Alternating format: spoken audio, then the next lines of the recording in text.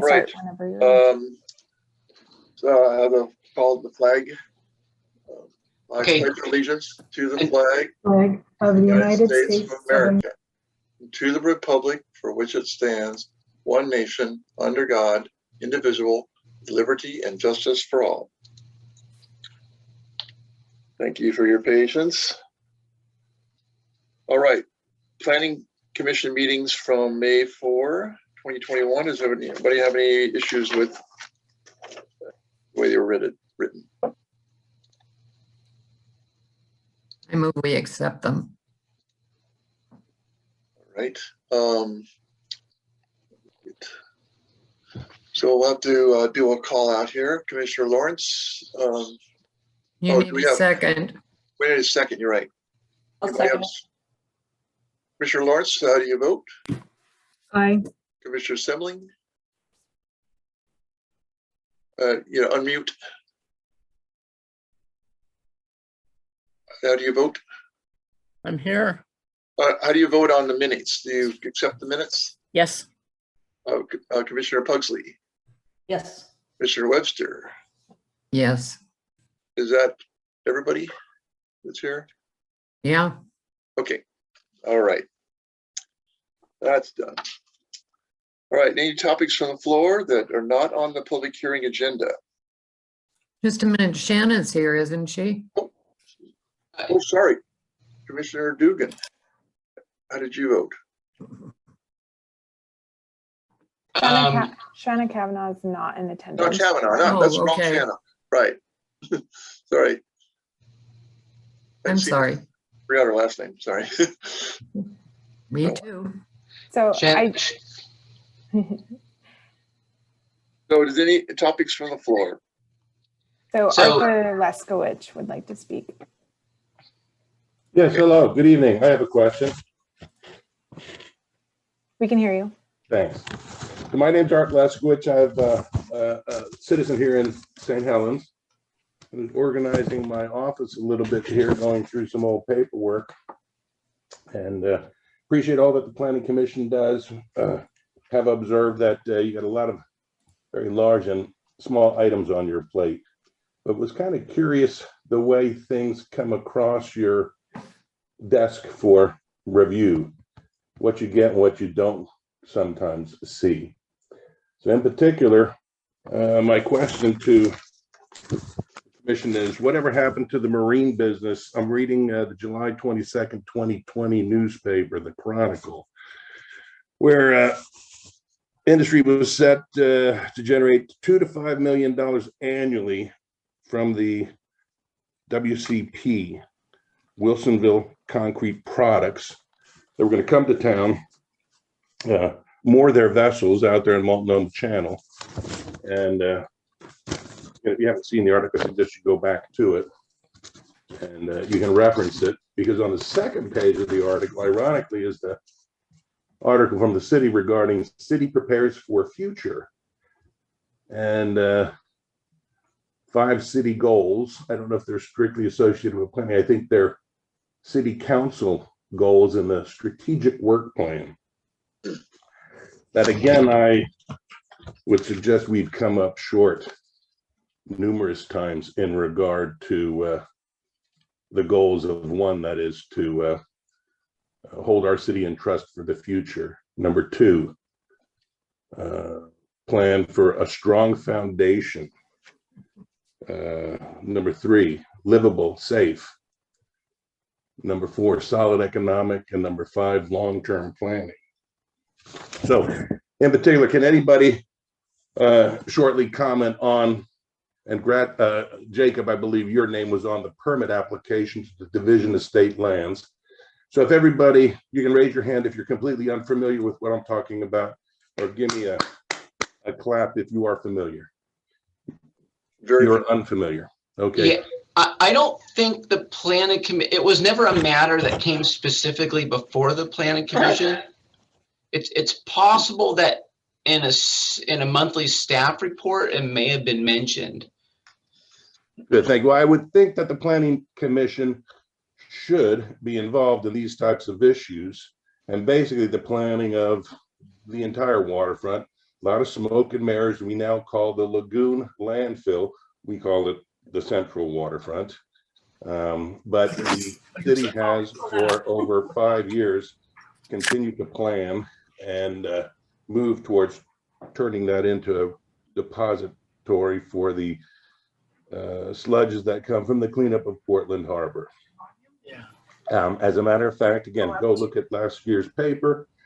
The city, again, we need to be involved in oversight of what's going on, because the studies, the monies, is being driven by the state, the city of Portland, and I think uninformed city staff, or maybe they are informed. If they are informed, it's pretty blatantly negligent of what we're doing, especially when we have a consultant that an environmental consultant we've spent over $1 million to date on. And when we have attempted to sublease 2 acres of that waterfront property to this barge company, we were subleasing the very most contaminated section of that property, high in dioxins, high in PCBs. I wrote an email to the council and city staff indicating that, and I was quite pleased to see that we were going to develop that waterfront and make money, so that I assumed incorrectly that we had cleaned it up.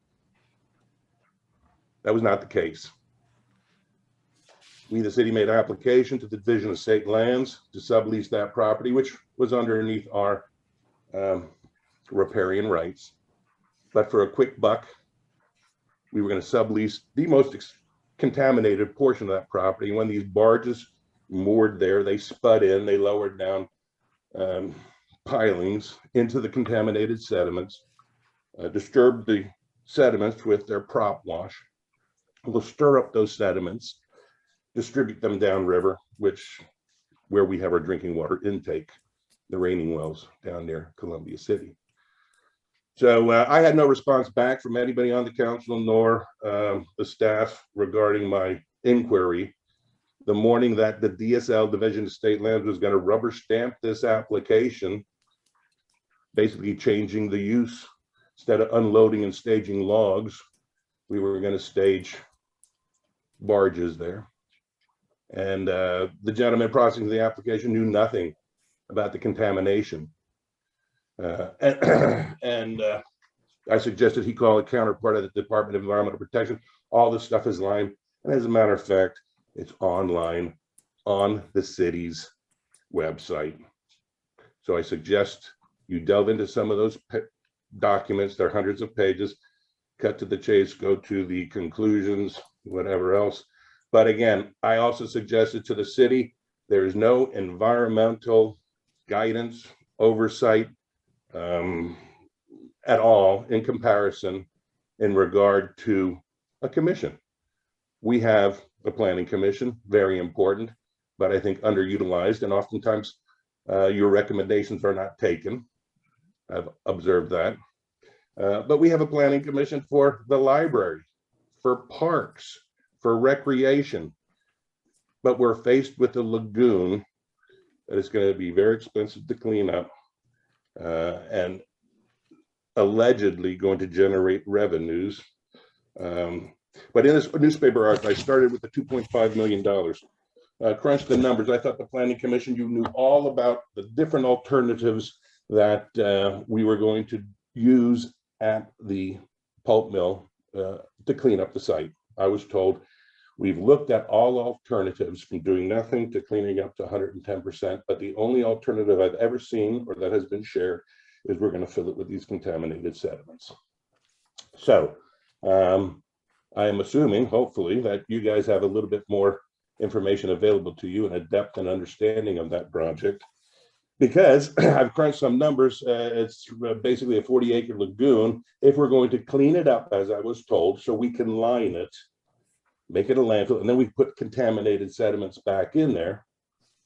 Well, goodness, if we're going to clean it up to begin with, let's open up Frogmore Slough, at least study if it can be done. If we can make $2 to $5 million a year on the 2.5 acres in Multnomah Channel, just imagine what kind of continuing revenue we could get from a protected marina basin with potentially light industrial upland for boat storage and for marine repair. We're not talking a shipyard here, but we're talking waterfront property, new 40 acres of waterfront property for protected floating homes and marinas that will potentially generate tens of millions of dollars reoccurring per year. If we turn that lagoon into a landfill, it will be a liability forever, above the source of our drinking water, in a earthquake potential zone that, again, the studies that the state has done that we've hired Mal Foster to do question that. It was suggested by an employee of Mal Foster that he didn't see any fatal flaws in the previous studies. They're loaded with fatal flaws. Mr. I didn't even Leskowicz, mention our drinking water intake downriver. So again, that might be my 5 minutes, but I leave it up to you to, hopefully we'll get some kind of environmental commission to provide some oversight that may not be happening from our other commissions. thank Anybody have any you. Thank you, questions for me? Thank you for Mr. Leskowicz. It hasn't come before the planning commission. We have not had any action on that cleanup that you're talking about. Maybe you should start I'm asking not sure, some I'm not sure, questions again. I'm not sure if it will. I do have some information about the moorage though, because I happen to work for the Department of State Lands. And they are going to be mooring in the Multnomah Channel. The state owns the land that the city leases, and the state is requiring, Department of State Lands requiring the city to clean that up. And they're in the process of working that all out. It's not done yet. So that was kind of a guffaw basically in the city's point to have them go there without the cleanup done first, but it's all worked out. They're gonna be in Multnomah Channel instead. I don't know if they've moved there yet, but that's what I know. I think we're gonna have to go on with our meeting though. But thank you for that. Appreciate it. All right. Any other topics from the floor?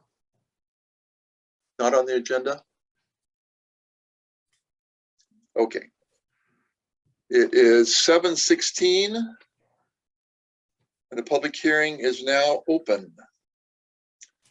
This is a quasi-judicial land use hearing. The subject of this hearing is a request for a site design review. The subject property is identified on the county assessor's map as lot 700 on map 4N1W8. The applicant is Angelo Planning Group. The owner is St. Helens School District. Because quasi-judicial proceedings require the observance of certain procedural formalities, we'll take a few moments to cover some preliminary matters and required statements.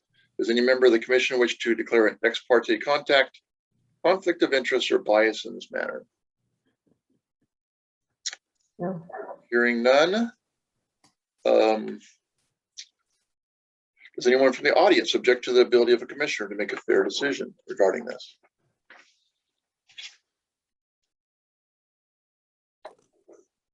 Anything in the chat, Jenny? I'm not seeing anyone raise their hand or send a chat to me. Okay, generally the order proceedings will be as follows: required statements, staff report, applicant's presentation, those in favor of the application, neutral testimony, those opposed, rebuttal by applicant, final questions, close of the record, deliberations and decisions. The following statements are required to be made at the commencement of the hearing pursuant to the city code and ORS 197.7635. The following is a list of the applicable substantive criteria for this decision. St. Helens Municipal Code 17.96.180, Site Development Review Approval Standards. All testimony, arguments, and evidence must be directed towards the applicable substantive criteria as described or other criteria in the plan, such as the comprehensive plan or land use regulation, such as that found in the development code, which the person believes applies to the decision. Failure to raise an issue, including constitutional or other issues relating to the proposed conditions of approval in this hearing in person or in writing, or failure to raise an issue accompanied by statements or evidence sufficient to afford the approving authority an opportunity to respond to the issue, precludes appeal to LUBA, the Land Use Board of Appeals, on that issue, and precludes an action for damages in circuit court. All right, ready for the staff report. Jacob, you're muted. I'm really getting sick of Zoom. Okay, so we're talking about the high school tonight. I'm assuming everybody can see my screen. I have this site Yes. plan with a bunch of markings on it. So it's the high school. We annexed this property in 1971. My understanding is some of these buildings date back to the 50s. So it's been the high school property for several generations. There's been small improvements since the last big expansion in 1980. Back at that time, they expanded it from 600 to 1,200 students, more or less. Still at that 1,200 student mark, and they're not looking to increase that as part of the renovations proposed now. So just to understand the context of where we're at, here is the high school property. On the east side, between the high school and the highway, we have commercial properties. Along the south side, we have Furlong Park Boulevard and then residential properties down there. Along the west and northwest sides, you have an array of residential properties, much of which is apartment residential or highest density zoning in the city. And then you have commercial over here and then residential more or less across Gable Road on the northeast side. So that gives you some context. We're going to be talking about Alexandria Lane a little bit, so I want to make sure that's pointed out here. Alexandria connects to Gable Road. And then the next public hearing, just to help with context, we're going to be talking about the church that the city is proposing to buy for the new location of the city's recreation center. I could talk about that much in this hearing, but I just, for context, it's good to see all that in one thing. And the reason I have this map up is when I was reviewing these plans, it's a little more complex than your average smaller project, and it's a site that's developed. And so, okay, where are the changes happening? Where are things status quo? And this shows it in a general sense. I made this for myself. So when I'm reading the application materials, okay, which parking area was A, B, C, and D? And then just to understand areas that are being impacted and not. So this gives a good general sense of that. The zoning of this property is public lands. And the interesting thing about public lands is the standards are very open-ended. For example, maximum building height is a case-by-case basis.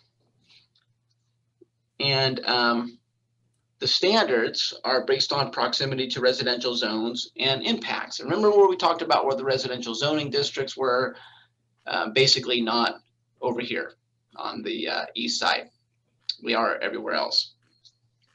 The applicant proposes a 10-foot yard or setback of buildings as well as programmed athletic improvements. And that corresponds with the rear yard of the apartment residential zoning district. As I mentioned, a lot of this zoning on this side is that. And so that's a very logical point. In the staff report, I kind of mentioned, because the standards are open-ended, it's one of those things where, well, what do you choose? Choosing that 10 foot's very logical. We'll see if we have any testimony tonight that suggests otherwise. Because we have a lot of pre-existing stuff, that does give us some latitude on some things, but it is a substantial project. In which case you can ask for a lot too. So there's kind of a balance there. In addition to permanent improvements, we're also approving temporary placement of modulars in this area here. This is a pretty big project. It's of a size that they're not gonna just finish it this summer. So school will be in session during construction and they need a way to operate. And so just keep in mind we're approving that. And so if you've read the material, see that that's kind of embodied in the decision.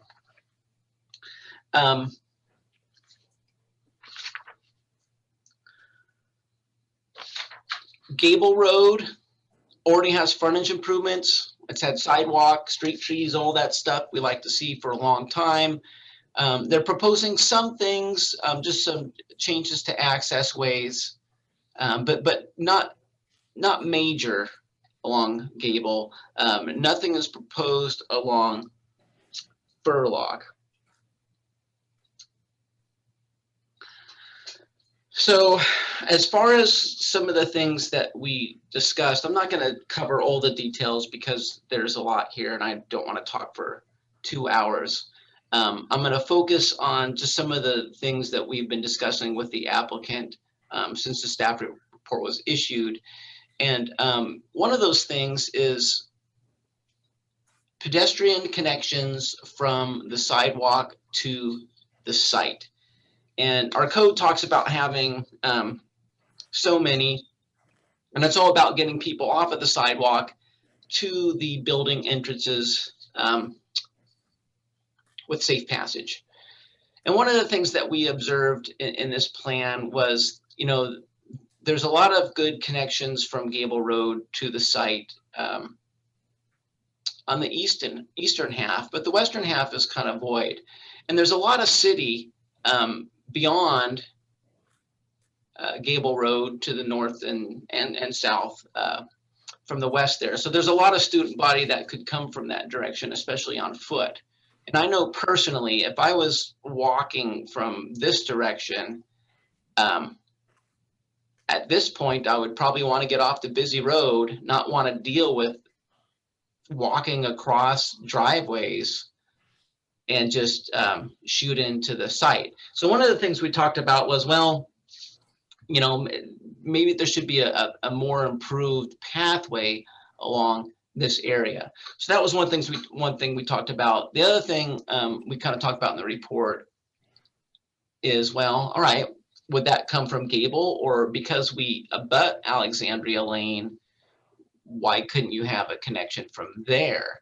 That would be even better from a non-motorized transport standpoint, because you're avoiding more of the busy road. You're getting to the back, more direct, safe route to school. But one of the issues for the school is security. They seem to be open to one of those paths. And so that's great. We'll talk about the conditions shortly. The other thing we kind of mentioned was, well, all right, should we have a similar path that projects into the site from Furlock? And school district wasn't supportive of that for security reasons, and given the basis that there's less student body in that area.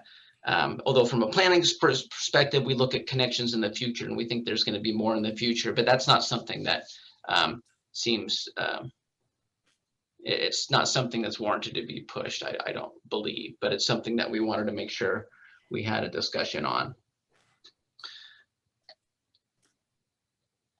Now, because of the magnitude of the project, we didn't want to ignore Furlock Park.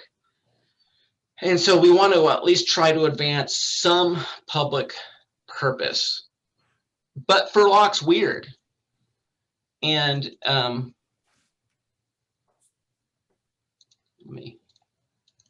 there's a couple strange things about it. First of all, so in this particular diagram, these lines here are the edge of the actual road. This shaded area is the public right-of-way, at least according to the assessor maps, which aren't always correct.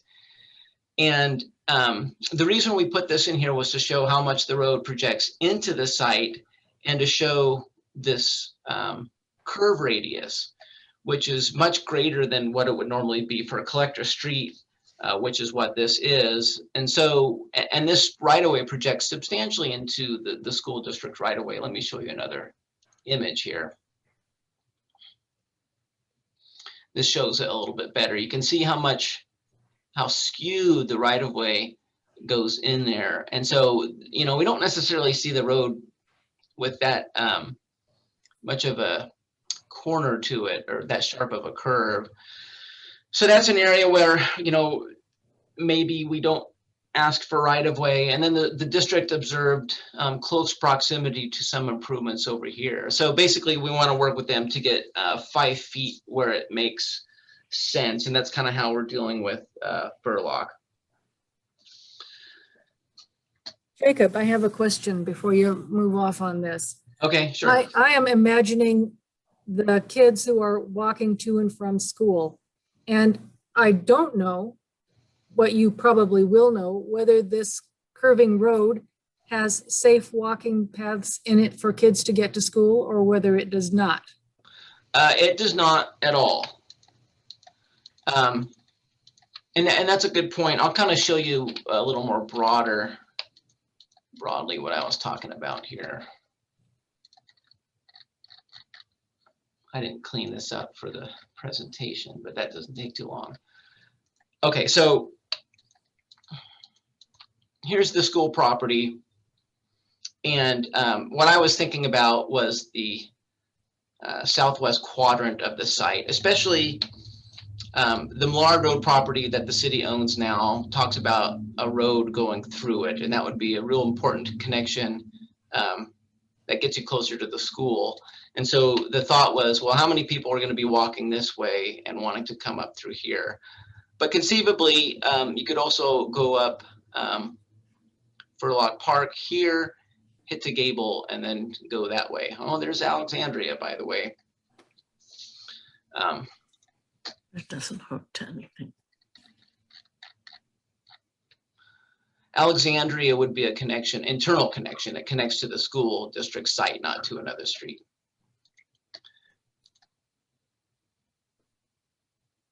So we do have some comments received that was not in your staff report.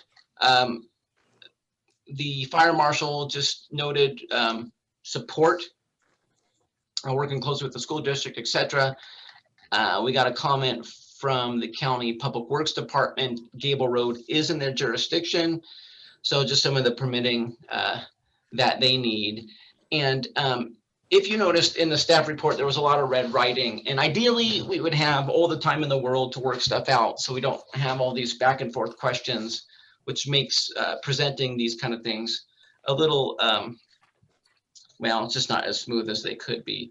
But we've had some good conversations since the staff report was done, and that's kind of embodied in this memo with some of my additions. And given the complexity, I wanted to make it easy for the planning commission. And this is notwithstanding any testimony from the public, which may evolve your thoughts.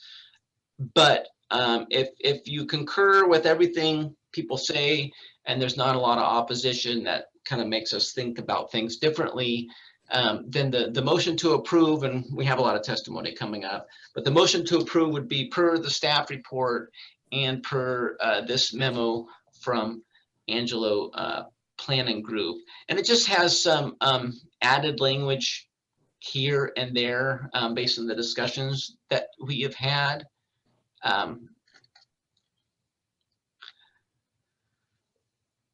And if you've read the report, I shouldn't need to go into this too much. And we can as things go along. I know we have a lot of testimony coming up. I would just note that the additions in this memo do not include the deletions of conditions. There's one condition that is kind of talked about being deleted, but some further conversation, that's no longer the case. And then the other thing I did on here was just write the additional language we would add to the conditions to incorporate the county, so we don't forget that they're the permitting agency. I have a couple questions. I am thinking about the transportation for the kids coming to school. The question is, are these kids who are likely to be dropped off by car, or are these kids who are walking in the neighborhood where there may or may not be a lot of other people to keep an eye on them? They're high school kids. Yes, I know they're high school kids. Yeah, Well- the district may know the makeup of the modes of transportation that students arrive at the school. But when I'm talking about these connections, that would be for our non-motorized people. So people on bikes, skateboards, walking. Thank you. So that's just kind of the overview stuff for me as far as conditions and approving it. I'll go ahead and stop now. Don't stop it yet. I have a question about that the skewed furlock. I was a little confused there. Can you put that back up? Sorry, Oh, sure. No, it's okay. try to catch you.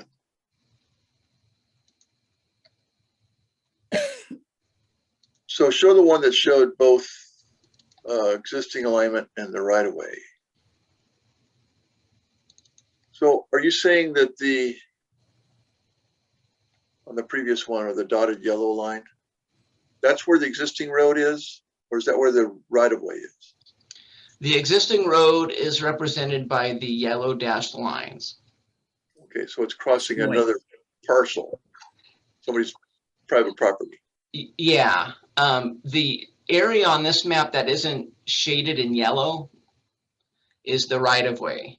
Now, it's the right of way on the county assessor maps. If you look at the county assessor map, it says for assessment purposes only. And we know that sometimes it's not accurate. And when I see stuff like this on the assessor data, it makes me raise an eyebrow a little bit. That's why in the staff report, I kind of mentioned, well, things could be inaccurate. It's just a matter of seeing what's out there. I looked at a lot of the old surveys, and the high school's done some surveys over the last few decades, and it shows the street, but I didn't see anything that showed the street and the right of way. So there's definitely some question there about what exactly is going on. So I don't understand the 5-foot thing. Okay, yeah, let me explain that a little bit better. So Furlock Park Boulevard is a collector classified street. And as you know, because we've talked about these kind of things many times, whenever we have a development of any significance, we consider our road improvements. And those improvements can be the physical improvements, sidewalk, curb, etc. And then the legal improvements, and is your right of way of sufficient width. In this case, we're kind of focusing on the right of way. If it's a 50-foot right of way and a collector street requires 60 feet, then we need half of that difference, assuming that the right of way is centered, and I think it is. So that would mean 5 feet along the district's frontage. And the way we have the condition written per that memo I showed you and in the report combined would be omitting this area here because it projects so much into the school district, and the corner or the curve radius is much greater than what we would look for on a collector street. And then really understand the proximity of that right of way to some of these track and field improvements over here. This aerial photo and the lines aren't quite aligned, and it's only 5 feet, so it may be just fine. But we don't know until we get someone out there investigating it. All right, thanks. So it's extra weird. It's more weird than normal. Okay, Any other questions for me until we turn it over to the applicant? Yeah, whose property is it that would be affected with straightening or cutting back on that curve? Well, probably these three here. There's If- not an easement on that road for that? I don't know. A lot of this stuff is not in the city down here, so I don't know the history very well. I suspect it's just the way they built it a long time ago, and so rights to widen the road on someone else's property probably becomes a legal question. But for the purposes of the high school, we're dealing with this side. Okay, as far as your quote improvements along Furlock are concerned, there is a ridge with trees on it.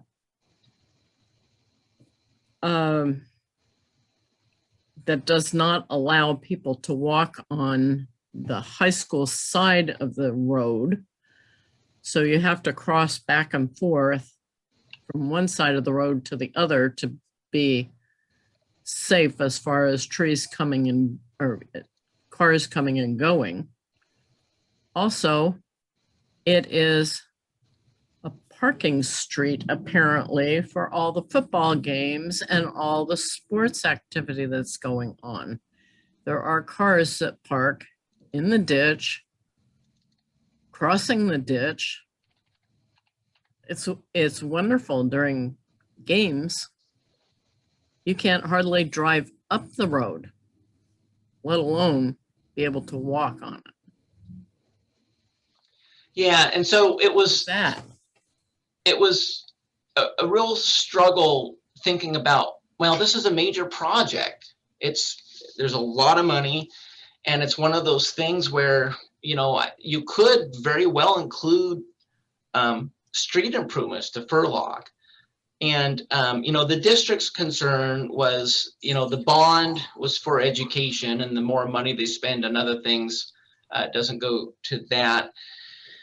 And because things are so weird, we don't know how exactly the improvements would work out. And so the thought was, well, at the very least, because the improvements are centered on the other side, we can at least get some of that right of way to incrementally bring us to a better overall street design. When the time, there may be a time in the future, well, this needs to happen now. If there's fatalities or something like that, I'm not aware of that happening in recent history. But there could be a time where it's like, yeah, it needs to be done. And so at the very least, we want to get some of that right away worked out as part of this project. Is it possible to put sidewalks on the land immediately adjacent to the school so that the kids will not have to be wandering around in traffic around corners? I can see on the picture on my computer here that it's curvy. That was the flattest part of the road. That picture. As you see on that other picture, the one you just flipped from, this picture, all of a sudden you start going into the trenches and the raised area. And there's nowhere that anybody can walk or drive unless it's all cleared out. I think that has to be an every day. important for a place where kids need to be kept safe to have conditions that are helpful in being safer. Yeah, there's nothing safe about that road, period. Yeah, and that's why that was supposed to be part of a golf course originally. That was not supposed to be a major road. That whole Furlock area was originally mapped out to be a golf course. And down where the empty lots are next to the highway, that was where the clubhouse was. That was all supposed to be golf course up there. well, so much for golf course planning, huh? Well, when I moved into my house, which is a couple blocks over, I still had the cement walkways, pathways for taking your golf carts. Interesting. So that's a little bit of your history. So, I shared the same concern, and the thought was, okay, well, if we're improving this facility, can we improve this down here? And so one thought was, well, there's going to be, as the community grows, there's going to be more people coming from the southwest quadrant of the city and potentially using this. So the idea was, well, if they could get off of this road as soon as they could and get into the property and safely and onto campus, that would be great. I think the problem is, and we'll hear more of this from the school, is it's just not the same world anymore. With school place violence and stuff like that. And so I feel like it becomes a tug of war to good planning principles where we want safe passage, connectivity, but we also don't want death. And is death going to come from an automobile accident or a sociopath? Jacob, when my children were going to high school at that school, and I live on the south side of Furlock Park, there was a gate right by the athletic field and Furlock Park where they now keep some mowing, their mowers and stuff in some buildings there on the corner of their property where it juts over. They left that gate open just wide enough so the kids could squeeze through it to get through and walk on the, the athletic fields to the high school. That was how they avoided all the traffic. And It Go does seem ahead. like we're getting into deliberations a little bit, but Okay, on the it does- corner of the property, over here, yeah. There's a little gate right in there that a car can drive through or two cars. And they would leave that open approximately 8 to 10 inches so the kids could squeeze through. Yeah, right there, those gates. Right there. It was only one gate at the time, the walk-through gate. There was not the double wide. But they left that one gate open where it says no dogs, just to the left of that. They left that gate with a chain so that the kids could get through. Hmm. And And avoid the traffic on Furlock. I noticed it says no golfing right here. Yeah, well, that gate never said no golfing.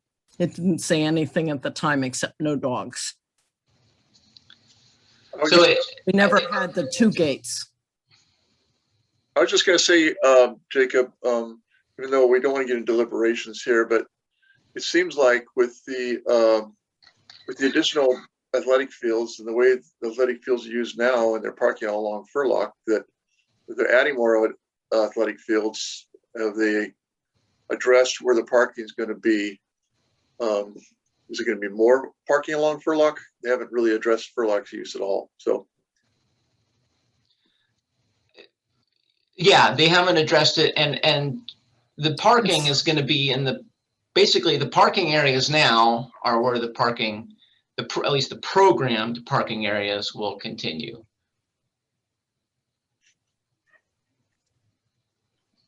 all right, any other questions for Jacob?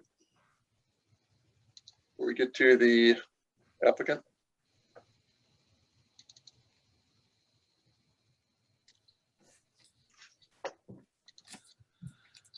All Okay. right, let's see. So does the applicant have a presentation to make? And I at least know some of the speakers for the applicant. I have a presentation for the third one, but the first person who would like to speak on behalf of the school is their superintendent. No surprise, Mr. Stockwell. So Scott, this would be your opportunity. Great. Well, good evening, everyone. I want to take a moment to thank you for letting us share our high school renovation project. Pretty excited about it. I want to give a little bit of context, a little background, and then I'm going to pass it on to our architect team and others. So over the past few years, the city and school district has built a pretty strong relationship from our park and rec partnership to the donation of a couple portable classrooms to the police department for temporary space. We've worked well together, and the value that our community gets from that and our taxpayers is pretty evident. You know, I see St. Helens as being under kind of a revitalization with the waterfront and our schools. And, you know, I need to thank our voters in particular for supporting the school district. And this is the second bond in a matter of 4 or 5 years, which definitely demonstrates some support from the community with the work that we've been doing. So as we go through and have the plan shared with you, what we've really worked hard at doing is separating out the academic from the activities and athletics. And so you'll see one half of the school primarily is set for academics, and then the other half around the gym, the auditorium, the sports field is really designed for community use. And so our community can utilize it for community events. And right now, you know, we're kind of at that point where we're winding down the design phase and moving on to the construction side of the project. And the first major benchmark for us is to, you know, be before you commissioners and have that approval or stamp of approval. So, you know, as you know, the world's kind of been turned upside down with COVID, and in particular, schools have been impacted pretty heavily with schedules and routines. We plan on getting back to those routines come September and getting back to as much normalcy as possible, full-time, 5 days a week. If we're to do that for our high school students, we need to keep our project moving forward and the schedule on time to make that happen. And you'll see, and as Jacob's already noted, part of the land use request is to install or plant or, you know, position portable classrooms. And we need to have those ready by August for our teachers.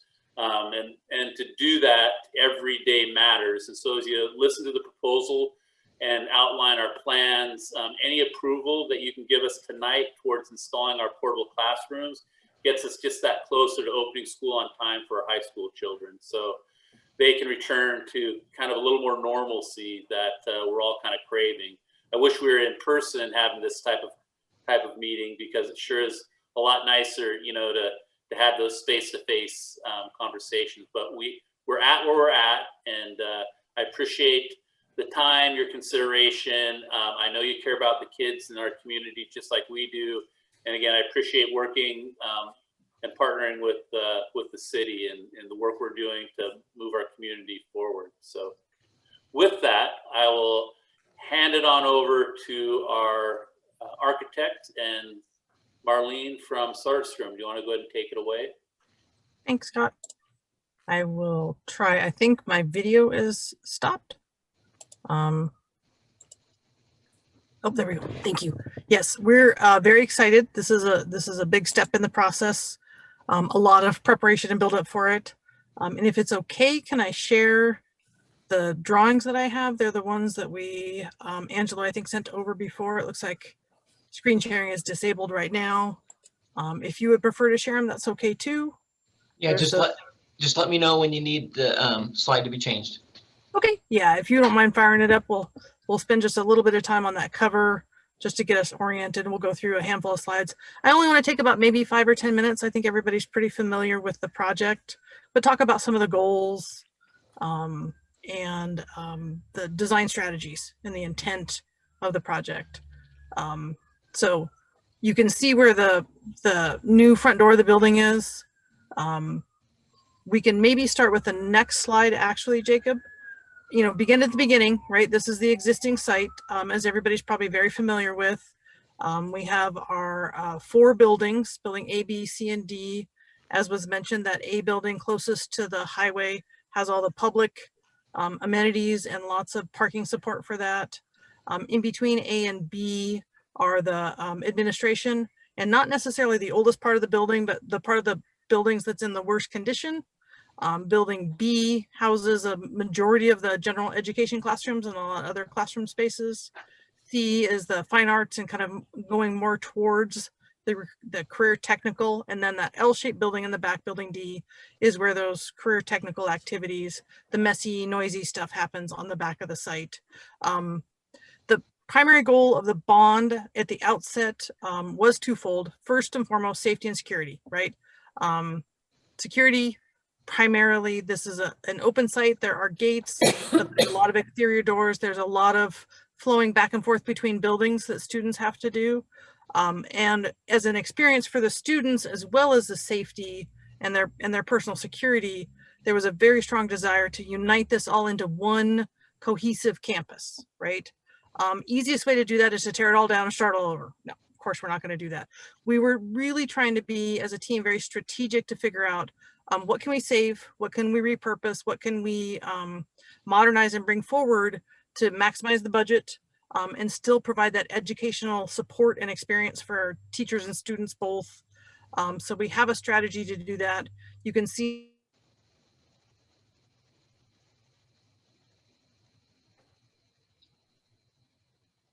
Marlene, I think you've been muted. Or she's having a bandwidth problem, maybe.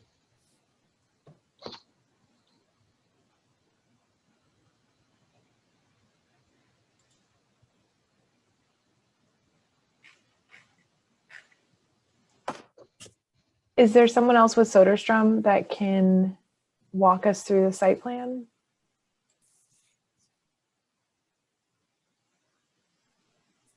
Or Shayna, maybe if you want to take it over from Angela Planning Group, and then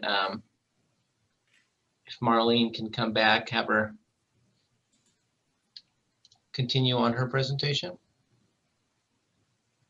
Yeah, hi, this is Shayna with Angelo Planning Group. Can you hear me? Yes. Yeah. Okay. I don't want to I don't want to unnecessarily put teammates on the spot, but I don't know if Megan is on the line and wants to try, or my intent was to cover some comments at the end, the very last slide. So I don't know if Megan Yes, feels Shayna, I am here. Okay. So to try and pick up where Marlene left off, one of the goals was that safety and security, uniting these buildings into one cohesive building, and that really was one thing that you'll see in the design that we're really focused on.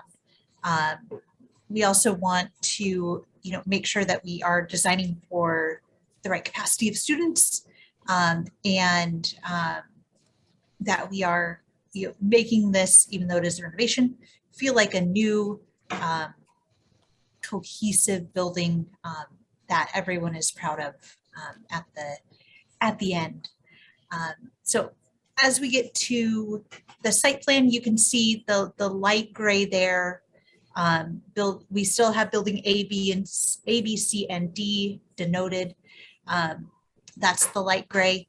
The dark gray is kind of where we propose the infill. So kind of new connector pieces between the buildings.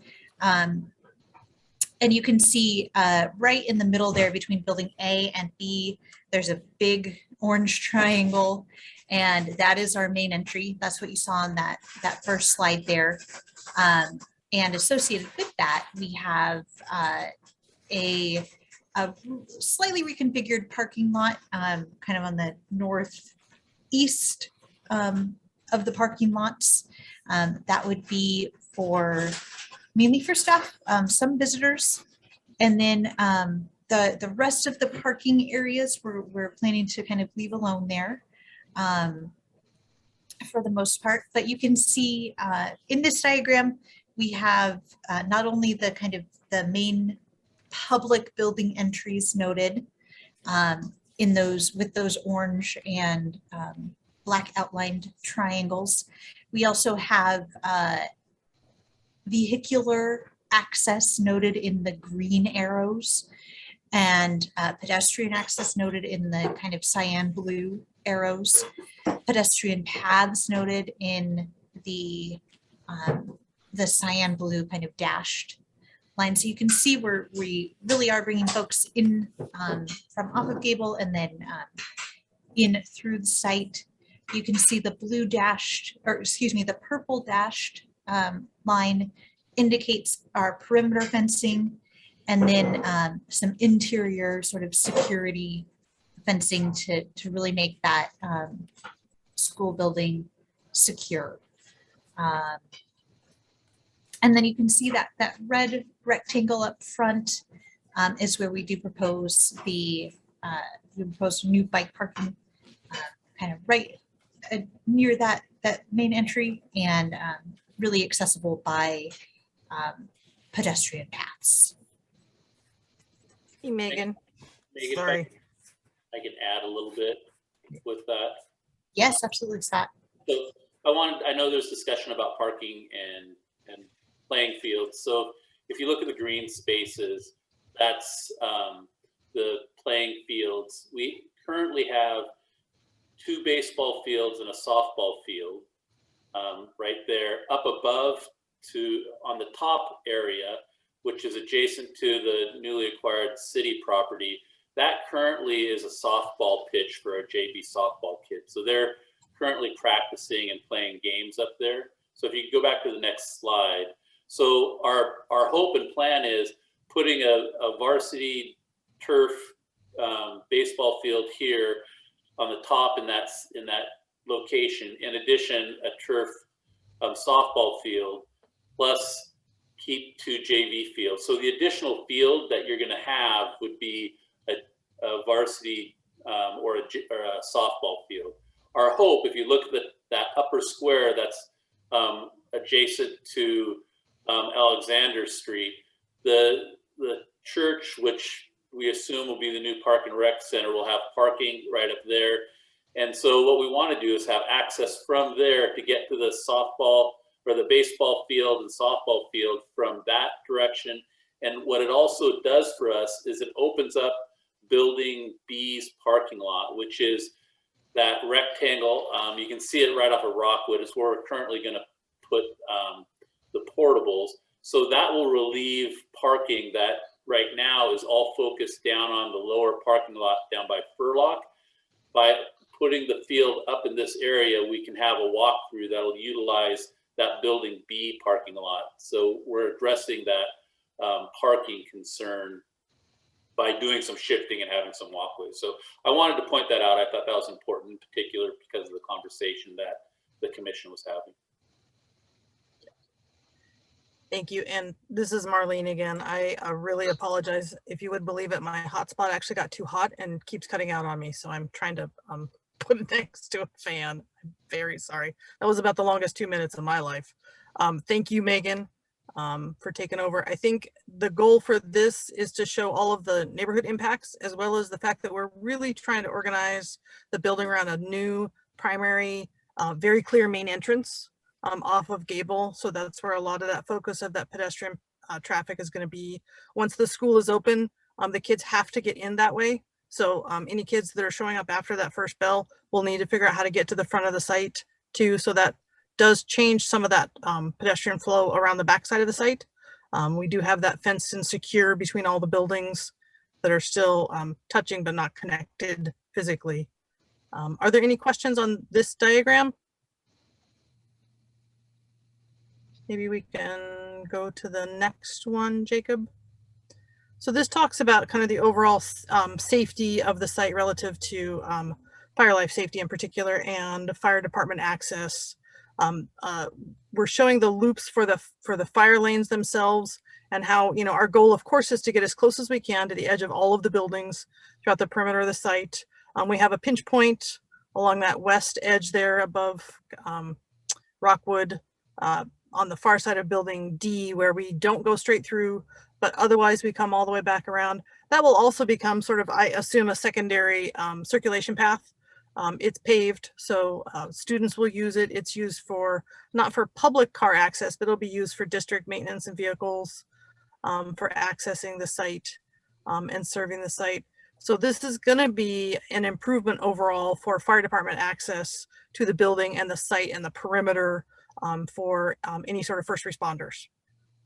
And then we're also showing kind of, again, this relative to the main entries of the building, the primary one there off of that loop off gable, and then the existing one down on that south lot of building A where the gymnasium and auditorium are. And then you see the purple showing the entire site is being fenced, as well as the secondary fence around the parking lot for athletics, that area along the south edge of the site. Any questions on this one? Is the line that's adjacent to the purple lines, is that the 10-foot buffer zone? You kind of see there's a line inside the fence line all the way around on the west. I guess that would be west. Along Furlock? Yeah, Furlock, and even on all the way up to Alexandra, where it looks like it follows the line of the fence line. There's a line that's just out a little farther. I was curious if that's the 10-foot buffer zone or what that line, it follows that whole area around. It almost follows the purple line entirely. Mm-hmm. Yep, that's a good question. I'm not sure if somebody from Lower Columbia may be able to answer what that represents. Furlock, I think obviously would be the right of way, the assumed right of way relative to the fence. Okay. But the line inside, yeah, I'll be honest.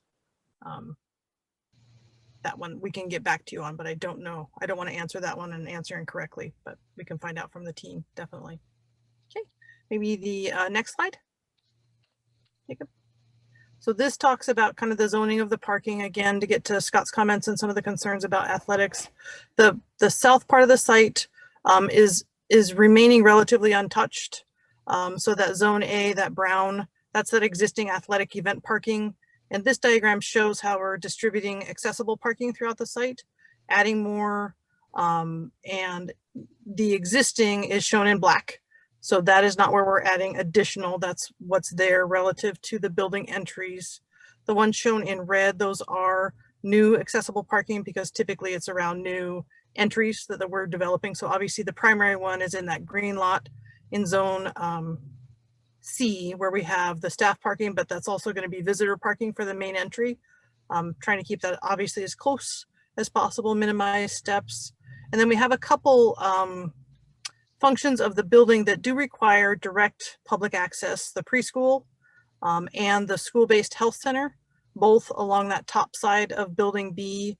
So that's where you see in zone D, some additional accessible parking shown there as well to accommodate the code and to accommodate people being able to access those additional entries in those spaces.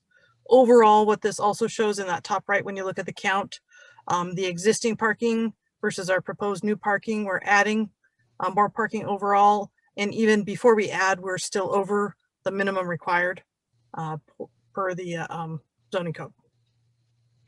Any questions on parking? Yeah, hi Marlene, it's Bob. So this is Bob Thrapp with Soderstrom. That dashed line that we were talking about in the last slide was in fact the required setback. Great, thanks Bob. Yep. Appreciate it.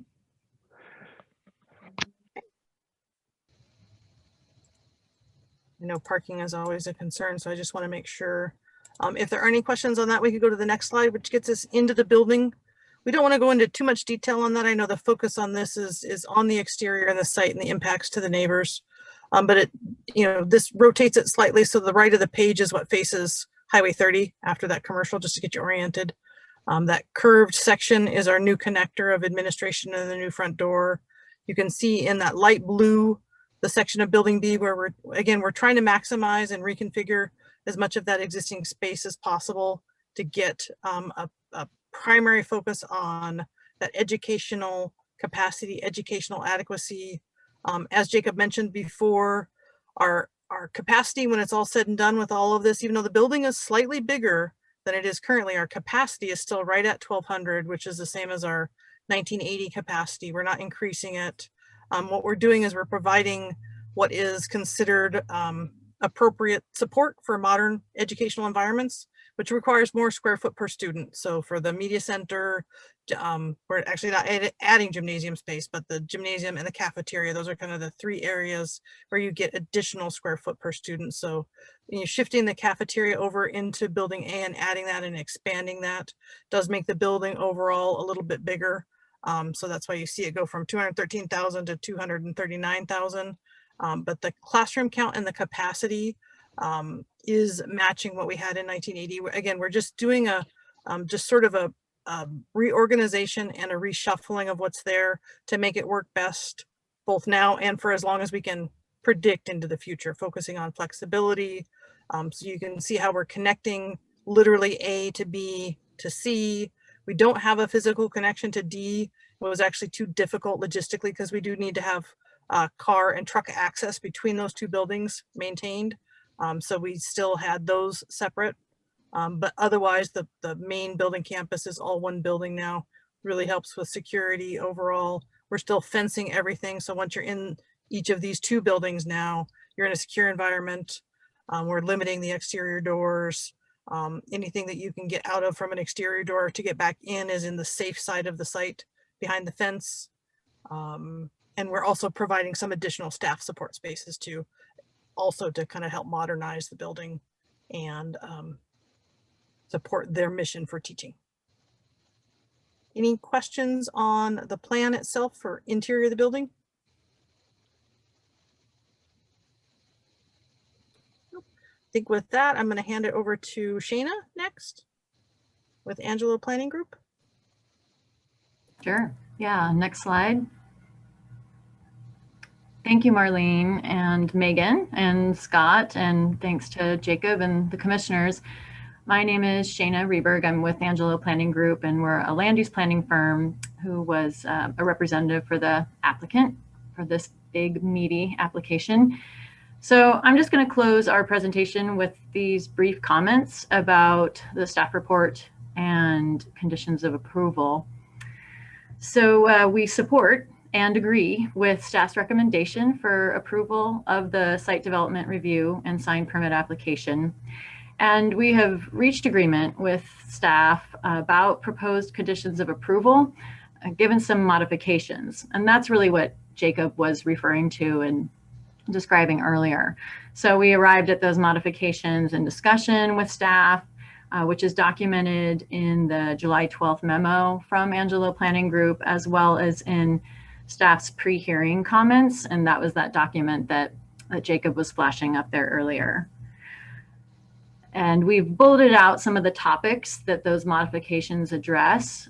But as Jacob was describing, they are fairly minor modifications and really just kind of clarifying so that everyone involved has a clearer path forward. So again, we want to express our support for staff's recommendation for approval and for proposed conditions of approval as modified. Next slide, please. So with that, thank you again. And our project team is here to answer any other questions. I just have a basic overall question, just Commissioner Carey. I was wondering when you hope to start construction and have it built.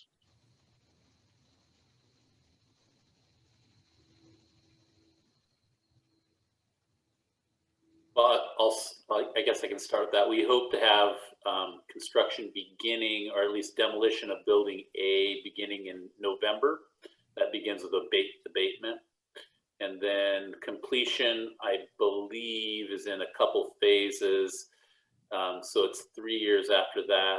And I believe it's the fall. We'll have it open the fall of, Marlene, is it 23 or 24? I think we're targeting. I'm afraid it might be 24. Yeah, I think we're targeting that phased approach too, where we may have some open 23, but fully and completely including site work 2024. We're still working with the contractor on trying to reduce the overall construction duration. They've initially indicated 36 months for construction, and we're trying to reduce that as much as we can. Does that mean the modulars would be in place for that entire time? It's possible. I would not want to guarantee that one way or the other, but it's possible. Again, we're still working out some of the phasing. I think one scenario could be opening up Building B partially, which has a lot of our classrooms. So we could potentially start shifting students in there. But of course, the contractor wants that whole building to themselves for construction to expedite the construction itself. So it's kind of that balance between getting kids back in versus not impacting the overall construction duration. So it's not a good answer, but it's possible, but I would not guarantee it. And Scott, this is John Abel with Cornerstone. Just I double checked the schedule. It right now it's about May of 24. So spring of 24 is what we're currently tracking. Open to students completely by the fall of 24. Yeah.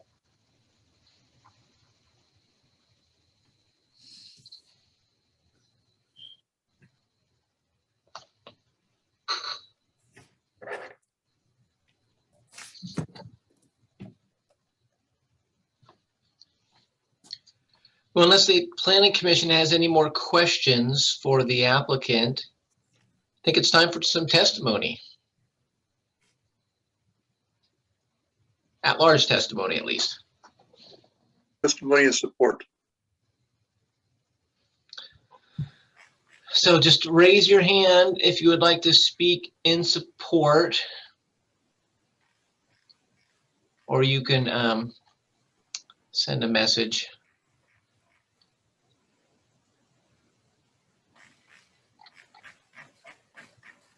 Well, Mr. Chairman, I do not see any. Do we have anyone who would like to testify a neutral testimony, either support nor against? It's the same thing. Raise your hand virtually or send a message. And I don't see any. Okay, do we have anyone who would like to testify in opposition to the application?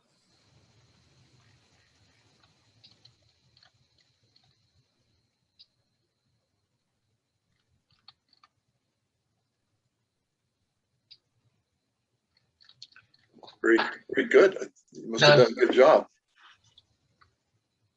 I guess we don't have to have a rebuttal by the applicant. There's no other questions of the team, the applicant team.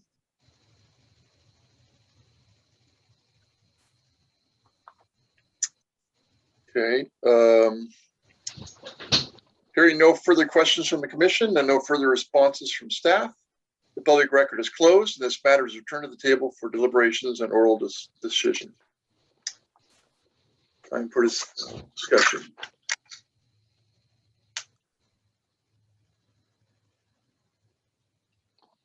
So from a condition standpoint, because of the way we work with the school district via Angelo Planning Group, the staff report combined with the memo that I showed you, if you were to approve it as recommended, well, by the staff and the applicant, it would be per the conditions in the staff report as amended by the memo. So you kind of briefly whisked the memo by us. If you could show those items that they chose to agree to or adjust or modify, that would be helpful, I think. Yeah, sure. Let me go back to. So we know what it is that we could be approving. Yep. Okay, so there's a variety of conditions in the report, and they just wanted to discuss some of them, and this was kind of the format they used.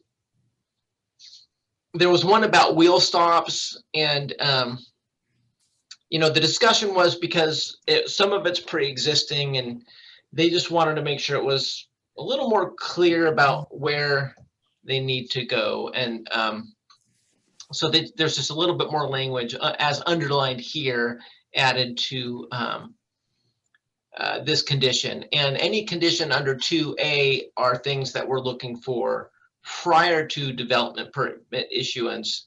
And these are the things that we're looking for on the final site plan. So basically, we looked at all the plans and, they did a really good job of hitting all the points. There was just some things that were like, well, I'm not sure. And thus they ended up as a condition. So one for there.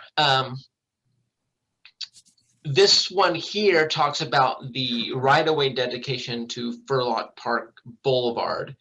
And we talked about the 5-foot width needed, except for that weird skewed area. And then the district's response was their concern in proximity to some of those athletic improvements, the stadium and such. And so they're asking for this added sentence that we just take into consideration those things. So it's we may be surprised about some of the things we find out about Furlock because it is so weird. So I think the district wanted to make sure that their backs were not against a wall in those surprises and has the flexibility to go, well, maybe right-of-way dedication doesn't make sense here. But we're going to try to get what we can where it does make sense. Another one, there was one place, so if you remember where the main entry is at, that place is meant for bus and parent drop-off areas. And there was a question of, well, how are you going to know which is which? And so they just recommended this condition, brand new. If you look at the staff report, there's kind of a placeholder for this particular condition. And so we were totally supportive of that, just to understand how that, how the message is going to be conveyed, to know if you're dropping off a student or if you're staff, how all that's going to work, circulation and parking. And this is the one where we talked about that connection, that other connection from the west or northwest, either from Alexandria or just further west on Gable. And because the district needs to consider security and contemplate it more, they were open to one of those, but they want to figure it out for the purposes of the final plan. And so this would be the new condition of approval, where we coordinate with them on final design to figure something out, essentially. And they just kind of beef up the whole security emphasis down here. This one, I'll talk about this one. This is talking about the route from Furlock. And that was one thing that the school district was resistant to, which, I kind of expected, because I figured security would be an issue. Although I forgot it was a major part of the bond, so that just really elevated its importance in mind. Didn't we have something similar to that with the middle school? Where we had that path that went up? Yes, yeah, we did include an alternative to the normal sidewalk with a path, yep, which was a cost-saving measure for them. Right. There was a little bit of debate over this scoreboard, whether or not it would be exempt from sign permitting. We believe it will be. There's not really, this is where they kind of talked about potentially pulling a condition off, but in further discussions we've had, the applicant seems to be okay with it. And what we're talking about there is a scoreboard is not considered a sign for the purposes of sign code and sign permitting if it's viewed within a sports facility and generally not visible outside. And we believe that's going to be the case, but the plans were pretty scant as far as where exactly that was going to be. And so we just didn't know. And in those kind of cases, we put a condition in there when there's any chance of mystery. Jacob, with the drop-off area, is that going to include the buses that come from the junior high and drop off students? Or are they going to have a separate place to drive into to drop off and pick up students? Well, this is the, okay, this is the bus area here. And then this is passenger vehicle drop off, if I remember right. They're going to do it in front of, okay. Because remember, this was the main entrance, and if you look at how it's designed, it has this loop-de-loop pattern specifically for that. And then this extra length here is intended for buses because buses are large. Okay. And then it gets you again close to this main entrance for drop off for buses.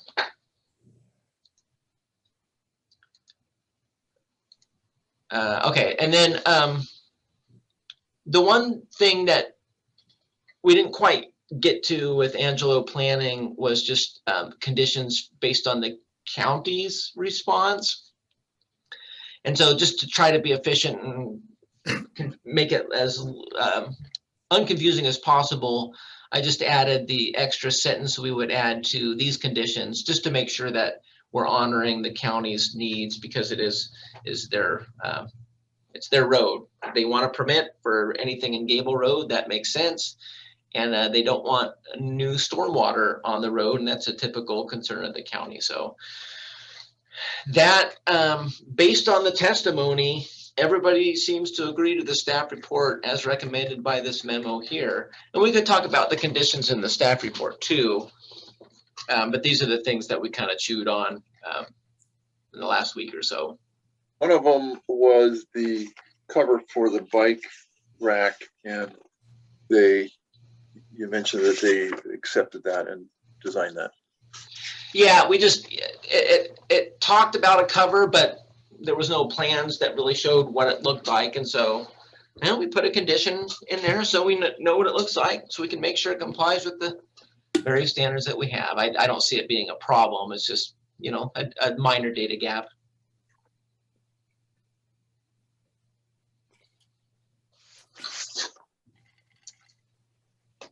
Any other questions for staff? I'd like to hear more from Sheila about parking and anything she sees that, you know, she lives there, so she's seen it all. Do you have any more? Sheila? What's that? Any more information from you? Because you live there and you know the whole operation, and any other things that you would see that need to be tweaked? The school changes are fine. You know, Furlock Park Boulevard remains a problem. It will be until the city and county figure out what to do with it. Okay. My thought is, I don't know if how many of you have toured the junior high, but the security there, it seems to me, is just, they did a fantastic job with student safety, and I can see why they would want to limit access from Furlock Park. So yes, it's a problem, but if we make access easier in other spots where it could be managed, I think that's okay. I think they're more likely to have a problem by, you know, the world we live in than by being hit by a car. So I agree with that.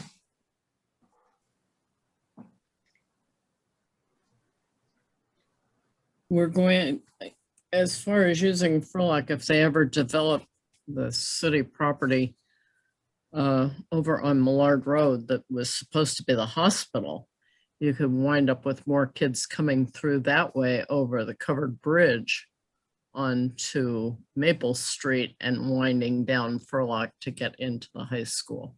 So there's a slight possibility of increase in walking population, but not a great deal. It just so happens while we're talking about this, we're talking about that property too, and that's one of the linkages that I was thinking of. You were thinking of Alexander Street, right? Well, Alexandria from Gable, but you know, as far as people coming from the south, development of the city's Millard Road property with the passageway connecting Millard. Well, I mean, right now there's trails, but if there was a street in there that led to the bridge, then that will help facilitate, at the very least, non-motorized traffic from Millard to Maple, which is very direct to the high school. Although it's fairly direct to continue up to Gable from there too. Yeah, but it's quite a ways down Gable to Alexandria.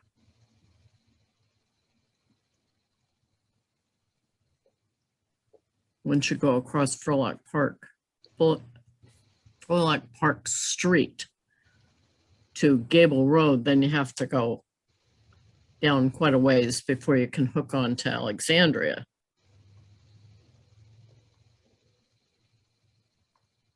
Yeah, luckily Gable is fully improved now with sidewalks. So there is going to be a sidewalk from Alexandria to the high school site then? We're not deciding that yet, or? Not explicitly in the conditions. So we talked about, I'll share a screen again. Isn't Furlock a county road? Yes. We can't do anything about that. Well, it's in the urban growth boundary, and whenever we have road improvements, the county and city work together. Gable Road's a county road. And we worked with them on the reconfiguration construction of that project. But what we were talking about as far as an access way from the west or northwest was either some way that gets you off of the busy street and onto campus prior to this point here. And that would be an actual dedicated pedestrian improvement rather than sharing drive aisles with vehicles. Because that's human nature. Unless there's a wall or fence here, chances are most able, or a lot of able-bodied people will go into the site anyways. So it's either having a better internal dedicated path in this area, or utilizing the fact that Alexandria abuts the site, and then you can go this way. There was some testimony about having an opening somewhere in here to facilitate immediate access to these ball field improvements as well. But for the conditions of approval, as far as having another access from here, the way it's written is either this way or over here. But even if there was just something put over here, I believe the district still wants at least an opening of some sort to help with some cross access there. It's just a matter of whether or not it's a full pedestrian improvement or not. And so it's kind of an A or B situation as conditioned. Certainly seems to me that if you cut in at Alexandria, it's really getting you off Gable significantly sooner than if you just have a spot there across from a little bit west of Rockwood or whatever that is. I like the idea of having a dedicated pedestrian path from Alexandria. Guess what I'm trying to say. Agree with you. I think it's going to turn out to be better for the kids and possibly for the I agree neighborhood. also. Aren't they supposed to have a controlled access right there at the entryway though? Everybody comes through there. If you've got access from Alexandria, which I think would be great, nice job, but then you're in the back of the school.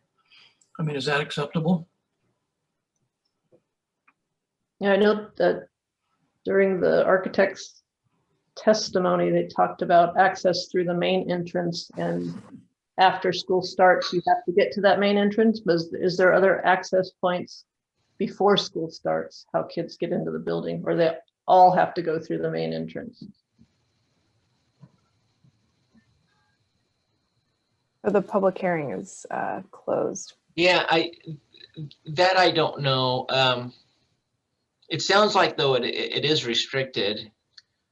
And honestly, you know, as a planner and as someone who walks a lot, you know, I know my tendency is to get off the busy road onto the calmer path when I'm trekking on foot. So that's what I was thinking about. You know, if I was a student living over here, regardless of where I get into the building, if I can get down here and walk this way and avoid all these driveways, all this traffic, having to cross here, all these cars, if I can get through here, regardless of what door I'm going into, chances are that's the path. Yeah, I agree. That I think you're right. Most people who don't mind walking are going to take. It's just like the path that we had for the middle school. It's a good comparable. Although the path through the middle school existed, and that was making sure we had a public easement for that in lieu of having them build a sidewalk, which would require a lot of blasting and all that stuff. Right. That I understand that was a that, very but- good compromise. Does seem more straightforward that kids are going to go down Gable Road and then enter from the northwest corner than to take that side road down Alexandra. But it is a quieter walk, but are kids going to go that way? I don't know. About the same distance. Yeah. Yeah, you know, it was interesting reviewing the middle school before this and exploring the middle school site when they first applied for the application and seeing some of those other interesting little trails. And I think once they're there, especially, you know, kids have more time on their hands to think about things and geography. And once they're there, you know, it gets used. Yeah.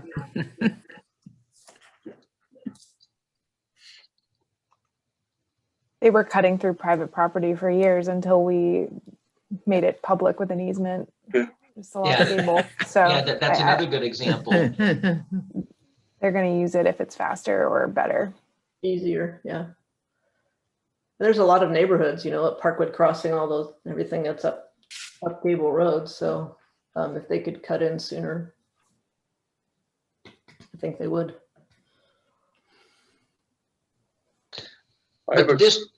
Go ahead. Well, I just want to take the discussion away from the past. So continue if you're still talking about the past.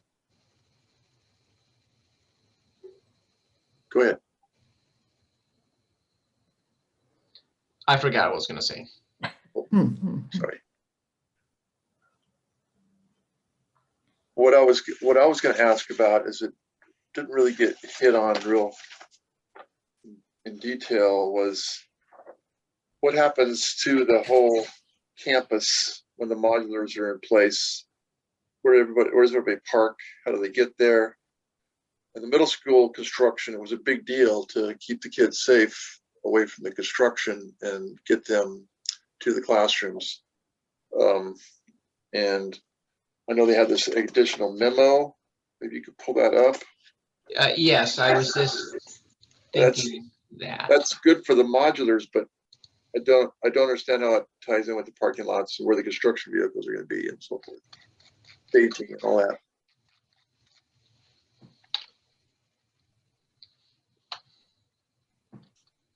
So this is the modular diagram, all focused on a particular area. And if you look at this closely, and I think the district kind of, well, hopefully they thought about what the Planning Commission required of them before safe passage for construction and kind of incorporated that proactively into this. But you'll see that it does include a fence around the area for student safety, including paths. But yeah, there's no question that parking will be a little more shy during construction. Well, I know, like in the middle school, they are super in tune to keep the kids safe. So I trust they will. I just wanted to understand if you knew how kids that drive to school are going to park and where they're going to go, where parents are going to drop off kids and so forth. I mean, I get the secure modular campus to keep them safe while they're in school, but you Well, get that. student parking is where student parking is. Will it remain that way during construction? I believe so. That's over by the gymnasium. Okay. And I would assume it's something, because it is a substantial project, it's something that'll probably shift a little bit, depending on where they're at. Okay.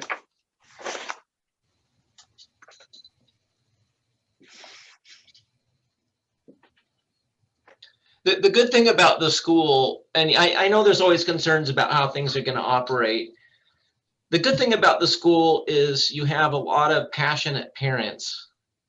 Just like a city council has its citizens, and when citizens are aggravated, they can attend meetings and let the city council know, and you have the school board and the school leadership.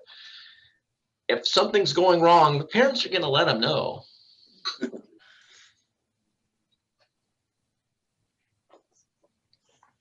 And I figure they probably have more wrath than the city can even ever get away with. Audrey, tell DMV not to give them any more licenses, young kids. Tell them they have to wait till they're 18. That is beyond the scope of this decision. Do we Not in have my world either. Do we have a motion? Someone want to make a motion?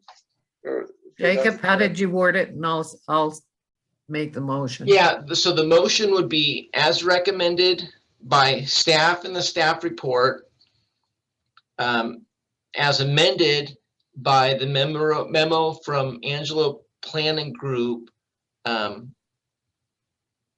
as I noted with some of my additional comments, except for the deletion of the condition in regards to the scoreboard. And that just has, that's just the comply with sign code. And can we require? That's the motion. But can we require access from Alexandra Lane then, or? we- Well, I mean, that would be a discussion. So right now, the way the condition is worded is Alexandria. Let me just read it so I get it right. So here's what the applicant recommends based on the dialogue that we had. The applicant shall provide a new west side or northwest side pedestrian connection from Gable Road or Alexandria Lane, which shall be determined in coordination with the city during final design. So right now, it kind of gives you that option. And I think there's two parts why the district went that way. One is time. They're anxious to get going. And two, they want to kind of consider their security needs with which route is most appropriate. Okay. I'll second the motion if you made a motion. I did. Right. Let's have a vote. Commissioner Lawrence, how do you vote? Aye. Commissioner Semling, Aye. Commissioner Pugsley, Aye. Commissioner Webster, Aye. Vice Chair Hubbard. I, Gets everybody right. All right. It's I want to passed. compliment everyone. This was really well put together. Other than Yes, the sir. fact we had to carry 100 pounds of the plans home.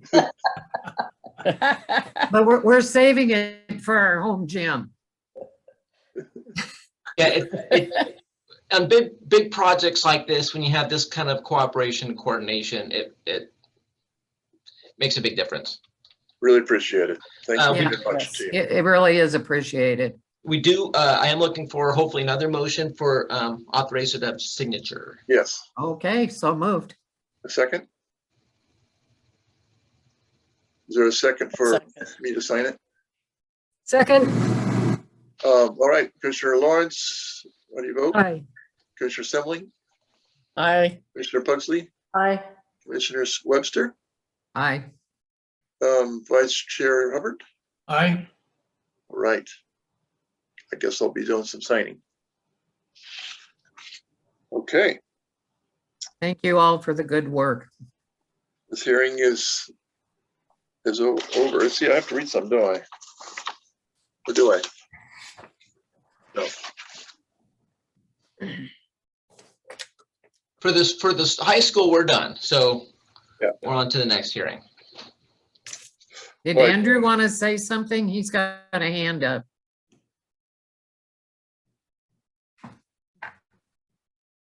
Okay, it's, okay. I was just going to say the final written decision of the planning commission may be appealed to the city council. The notice of decision will be mailed to all persons who testified or submitted comments, and the appeal deadline will be included in the notice. Okay. All right. Time is now 8:44 p.m. and the public hearing is now open. This is a quasi judicial land use hearing. The subject of this hearing is a request for a conditional use permit. The subject property is identified in the county assessor's map as lot 1700 on map 4N1W8BA. The applicant is City of St. Helens. The owner is First Missionary Baptist Church of St. Helens. Because quasi judicial proceedings require the observance of certain procedural formalities, we'll take a few moments to cover some preliminary matters and required statements. Does any member of the commission wish to declare an ex parte conflict of interest or bias in this matter? Does any one from the audience object to the ability of a commissioner to make a fair decision? I see none. Generally, the order of proceedings will be as follows: required statements, staff report, applicant's presentation, those in favor of the application, neutral testimony, those opposed, rebuttal by the applicant, final questions, close of the record, deliberations, and decision. The following statements are required to be made at the commencement of the hearing pursuant to the City Code and ORS 197.7635. The following is a list of the applicable substantive criteria for this decision. St. Helens Municipal Code 17.100.040, conditional use permit, approval standards and conditions. All testimony, arguments, and evidence must be directed towards the applicable substantive criteria as described, or other criteria in the plan, such as comprehensive plan or land use regulation, such as that found in the development code, which the person believes applies to the decision.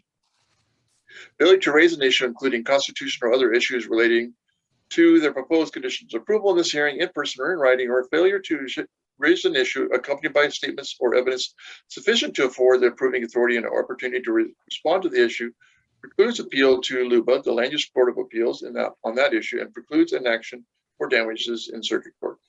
All right, staff. Thank you, Mr. Chairman. So I'm going to share screen again. I don't have as many things to share. Okay, so you should be able to see an aerial photo on your screen. Yes. Okay, Yes. great. So this is the subject property. You should know where Alexandria Lane is now, because there it is right here, although it's not labeled. And then this is the school, the high school property. And this is the corner where they're putting in the more programmed ball field. So 2625 Gable Road. This site was undeveloped before 1999. In 1999, they acquired a conditional use permit to build this church, and it's been a Baptist church ever since, but they decided recently to sell it. And the city is looking at purchasing it to put as the new principal location for our recreation program. I should mention that, you know, the city is the applicant.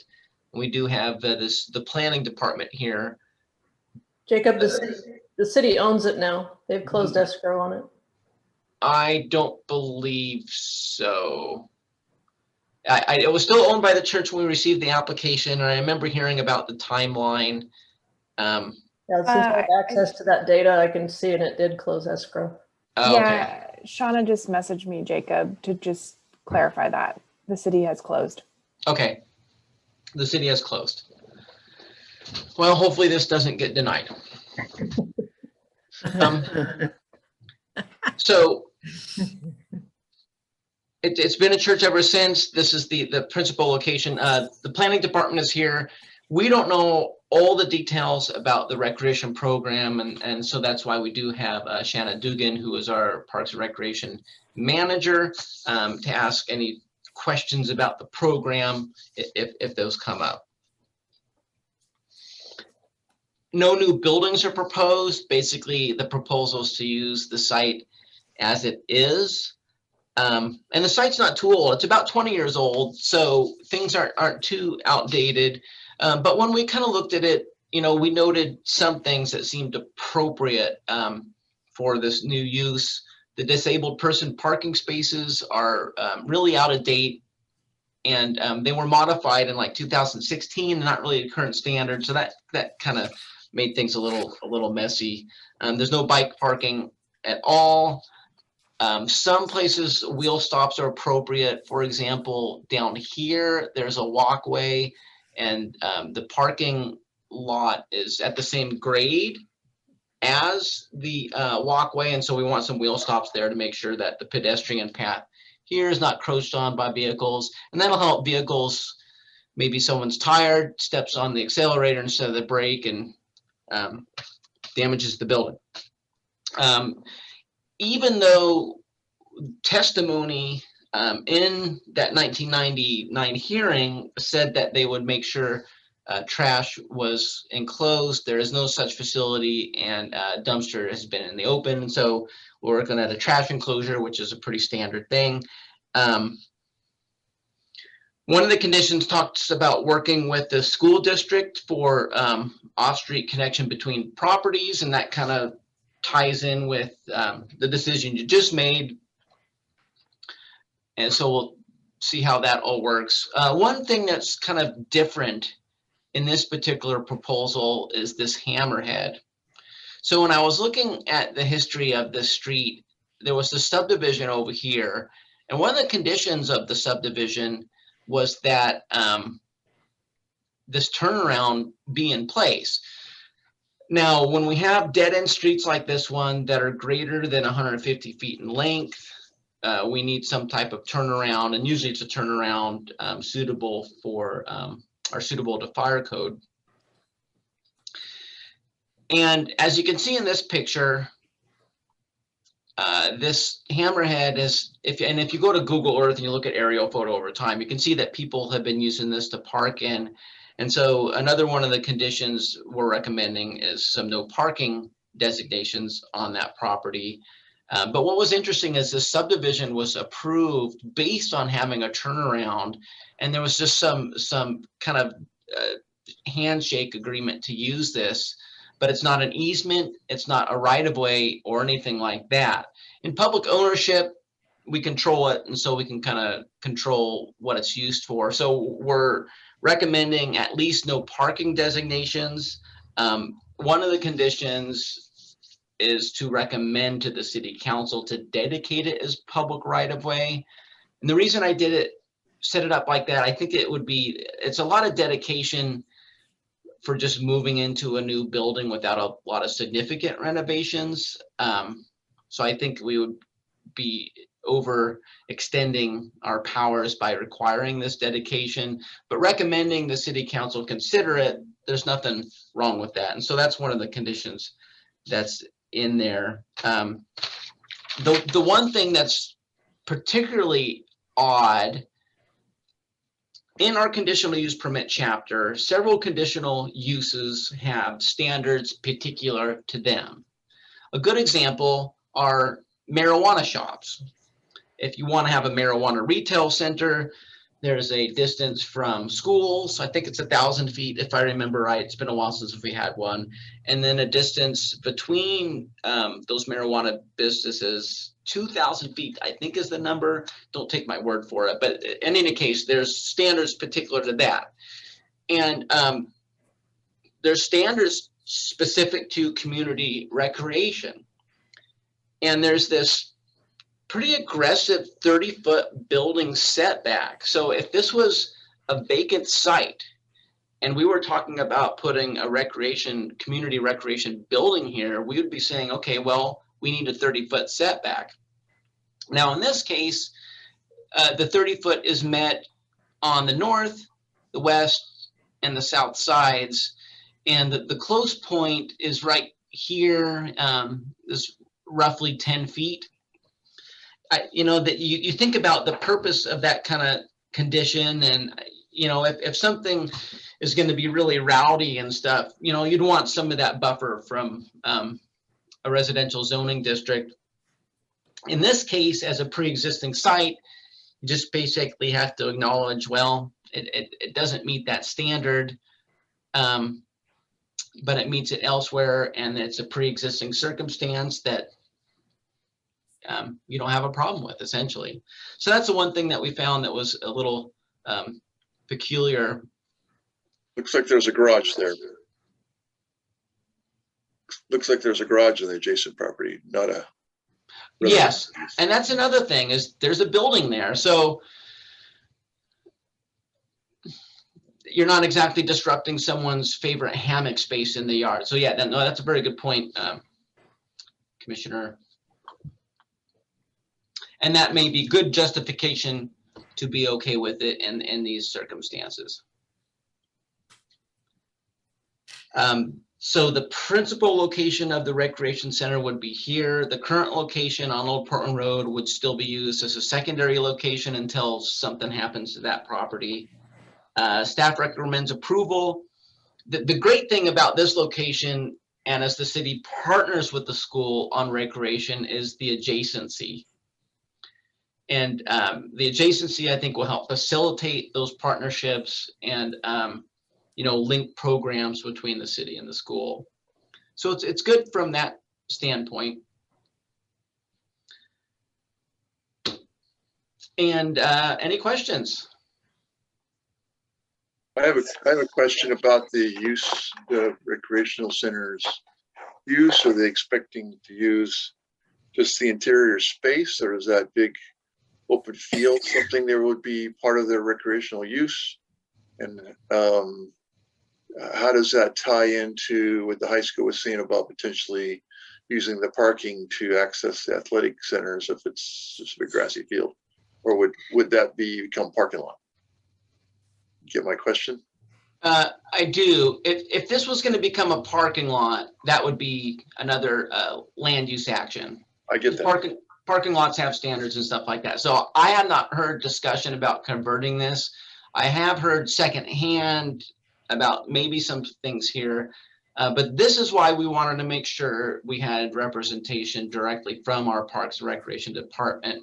So Shauna, if you are still awake, this would be a good opportunity for your input. Awesome, thank you. I still am awake. Can you hear me okay? Yep. Okay, my internet's been cutting in and out, so I apologize if it does that again. And good evening, everyone. So the grassy spot that's in the back will be something that we do utilize occasionally. Our programs currently are more geared towards youth, so we are looking at an overall program for all ages. And so we plan on using that for some outside play and such, but not anything too impactful to the neighbors around there. We're excited that it's right by the high school because a lot of our bigger events or more outside activities would be located over at the schools. We have a great partnership with them, as was talked before. And so a lot of our more populated events that we do, we actually do on the school district sites. So as far as that grassy area, we don't have any plans of like putting a playground or anything like that in there, but occasionally if we do any after school stuff, if we're doing some nature stuff, that sort of thing. We might use that area for that. Would it help to put a gate in there to the high school? Yeah, so that is something that we had talked about as well. And I think that would be a future discussion, especially if we help manage some of their sports fields for like tournaments and such on the weekends, to have that access there that's easy to get to. So Shanna, this is your time for any presentation you wanted to give, not just to respond to our questions. So if you had anything more you wanted to add. Well, the main thing I wanted to add is, like Jacob said, this will be in addition to the rec center that we already have on Old Portland Road. This one's going to be more focused in for doing some like job development for the high school students, as well as some art and cultural type of activities. There's a stage in there that we're hoping to offer some dance classes, some theater, things like that. Our programming mostly goes from anywhere from 8 a.m. and usually it wraps up by 8 p.m. If we were going to do something later, we'd be really mindful of the neighbors, of what that impact would be around there. A lot of it is just the partnership of being so close to the high school there and being able to pull those kids over to give them a safe place to be after school that has safe adults at, and using this as a community center. So maybe we'll have, you know, some food boxes from the food bank where people can pick up if needed, and some other access points to health and wellness around the community. Anna, you've mentioned to me that the safety at the existing or the former recreation program for pedestrians isn't great along Old Portland Road. A lot of people speed. And so I thought maybe, you know, the new sidewalks along Gable and accessibility to this new site also is a benefit to the recreation program and worth noting. Yeah, thank you for that, Jenny. So definitely, if you've been to the Old Portland Road site, it's a great facility, but the accessibility for walking there is terrible. And this one here is exciting with the new crosswalks and the new sidewalks. If you're familiar with the area on Gable Road, there is quite a few apartment complexes that are right there. So it would create that connection to community that maybe they wouldn't have with the other site that we have currently.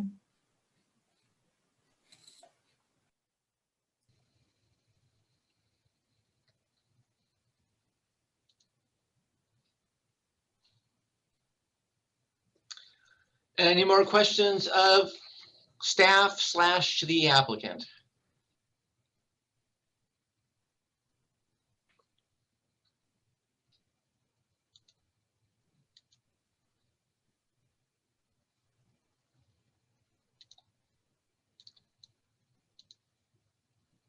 Are we here?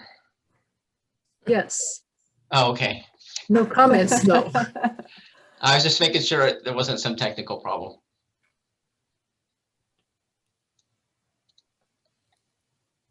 Oh, Carrie, you are muted.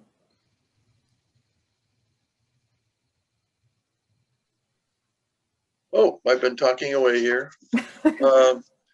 I was asking if there's any support, any testimony in support of the application.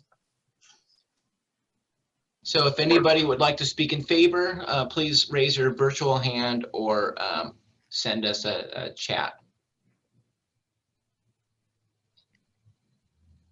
Any with neutral testimony, not in favor nor against. We do. Oh, we have someone. Yeah, Scott would like to speak in favor of. Okay. Sorry, I was rushing you, Scott. No, that's okay. I couldn't find my hand to raise, and I couldn't quick enough before you were moving on. Sorry.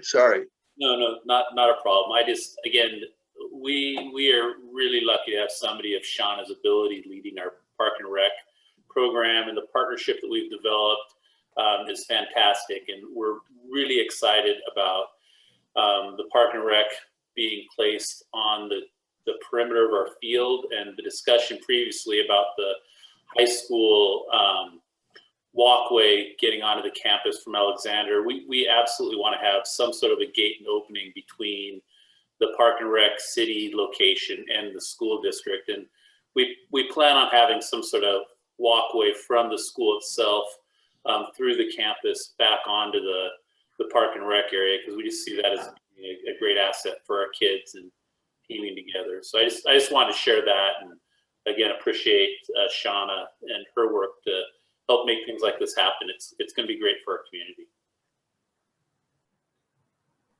Thanks, Scott. Did anyone else have a testimony in support? And we'll wait. Or neutral. I'm not Or seeing neutral. anybody else. Yeah. All right, anybody that wants to request a testimony in opposition to the application?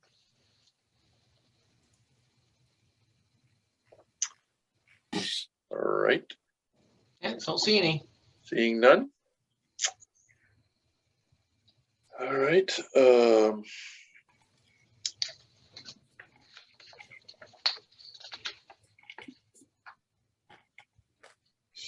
Hearing no further questions from the commission and no further responses from staff, the public record is closed and this matter is returned to the table for deliberations and oral decision.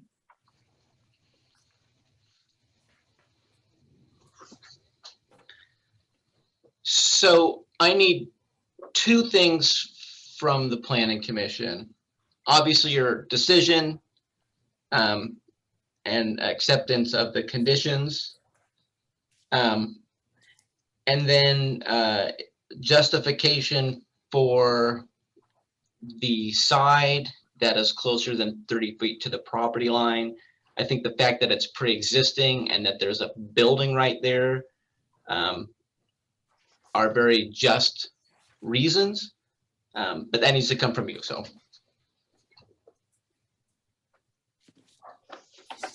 Jacob, I think we should formalize that hammerhead turnaround. Yeah, so in the conditions, one that we have as a, something that needs to be done are no parking designations.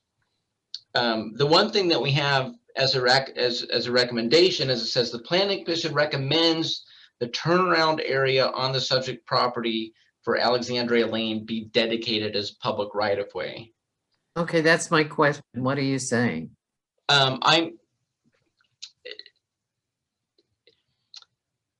Let's say this was a private development, it wasn't the city. And it's easy to pick on the city because we're picking on ourselves. But let's say it was someone private. And we said, okay, well, we think that this entire hammerhead area needs to be dedicated. And their response could be, well, we're not proposing any substantial improvements. This doesn't really increase traffic. And so, if it was a little bit of right of way, that's one thing, but it's going to be a substantial chunk. And that's why I'm hesitant to make it an absolute condition. However, if we presented it to the council and said, look, here's the history on this turnaround, and in reviewing the recreation center, the planning commission contemplated it, and they think it would be a good idea for that to be dedicated, then we can take that stuff to the council and see if they're willing to dedicate it. If they're not, at the very least, we get the no parking signage up there, and the physical improvements are there for emergency access needs at the very least. Ideally, 20 years ago, they would have said, okay, well, if you want the subdivision to happen, this turnaround needs to be memorialized. And I guess it could be an easement as well, but right away is cleaner.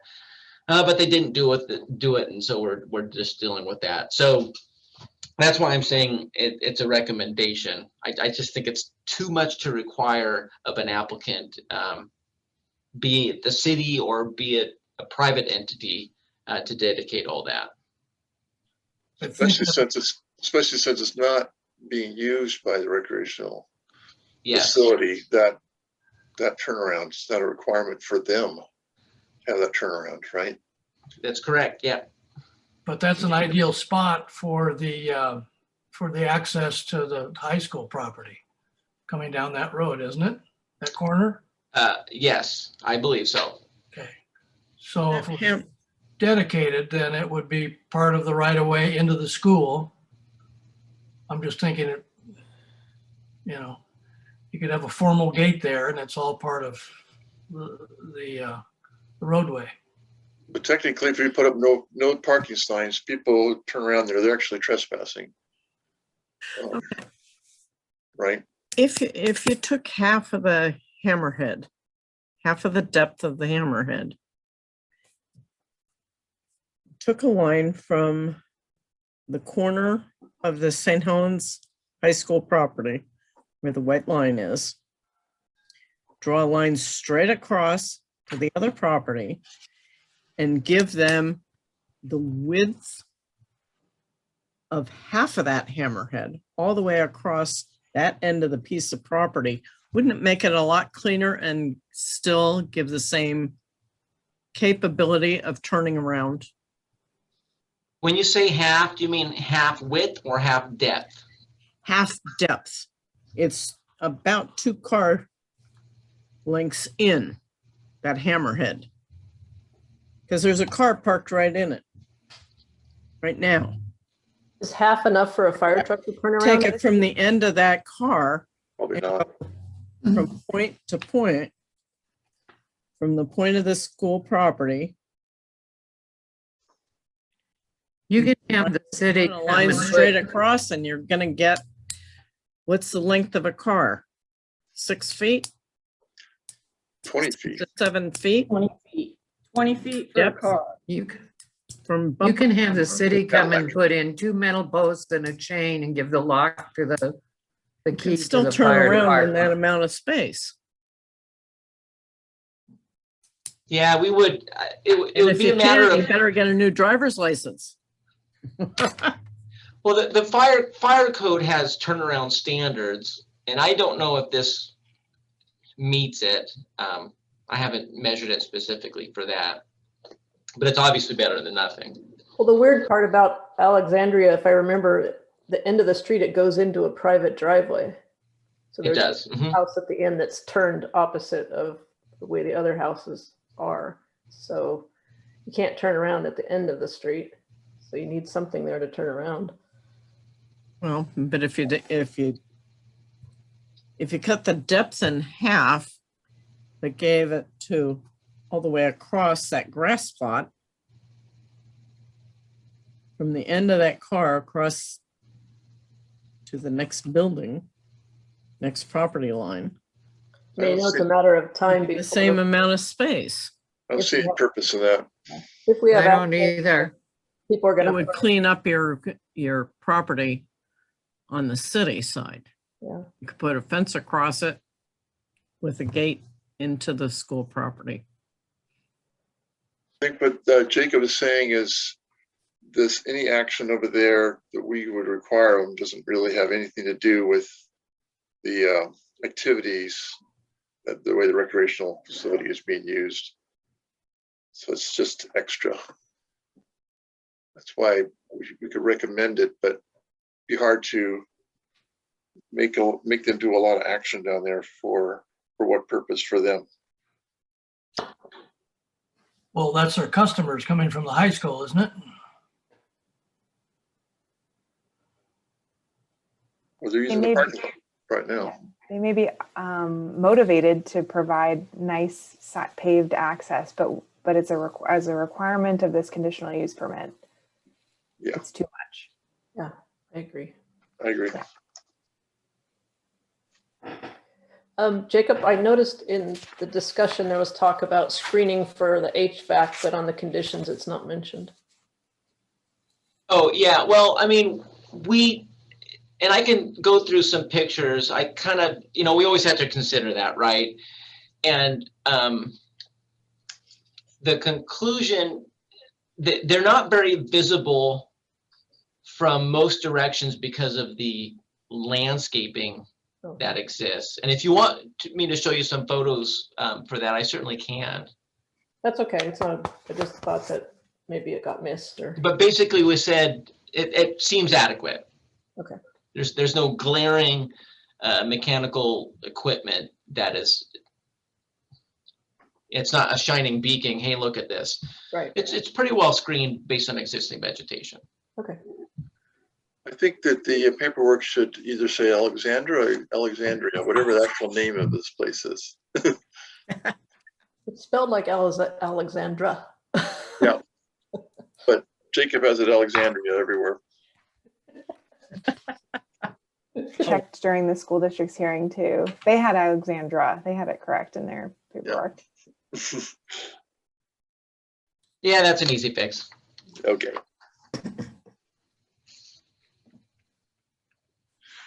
Do we have a motion? We have nothing under G, right? Yeah, it doesn't sound like, as long as you can make a finding on why the 30-foot setback exception on the west side is okay. And that would be basically pre-existing circumstance and existing buildings on the other side of the property line. Then no, we don't need anything there. There hasn't been any testimony to warrant it. So yeah, G would just be jettisoned.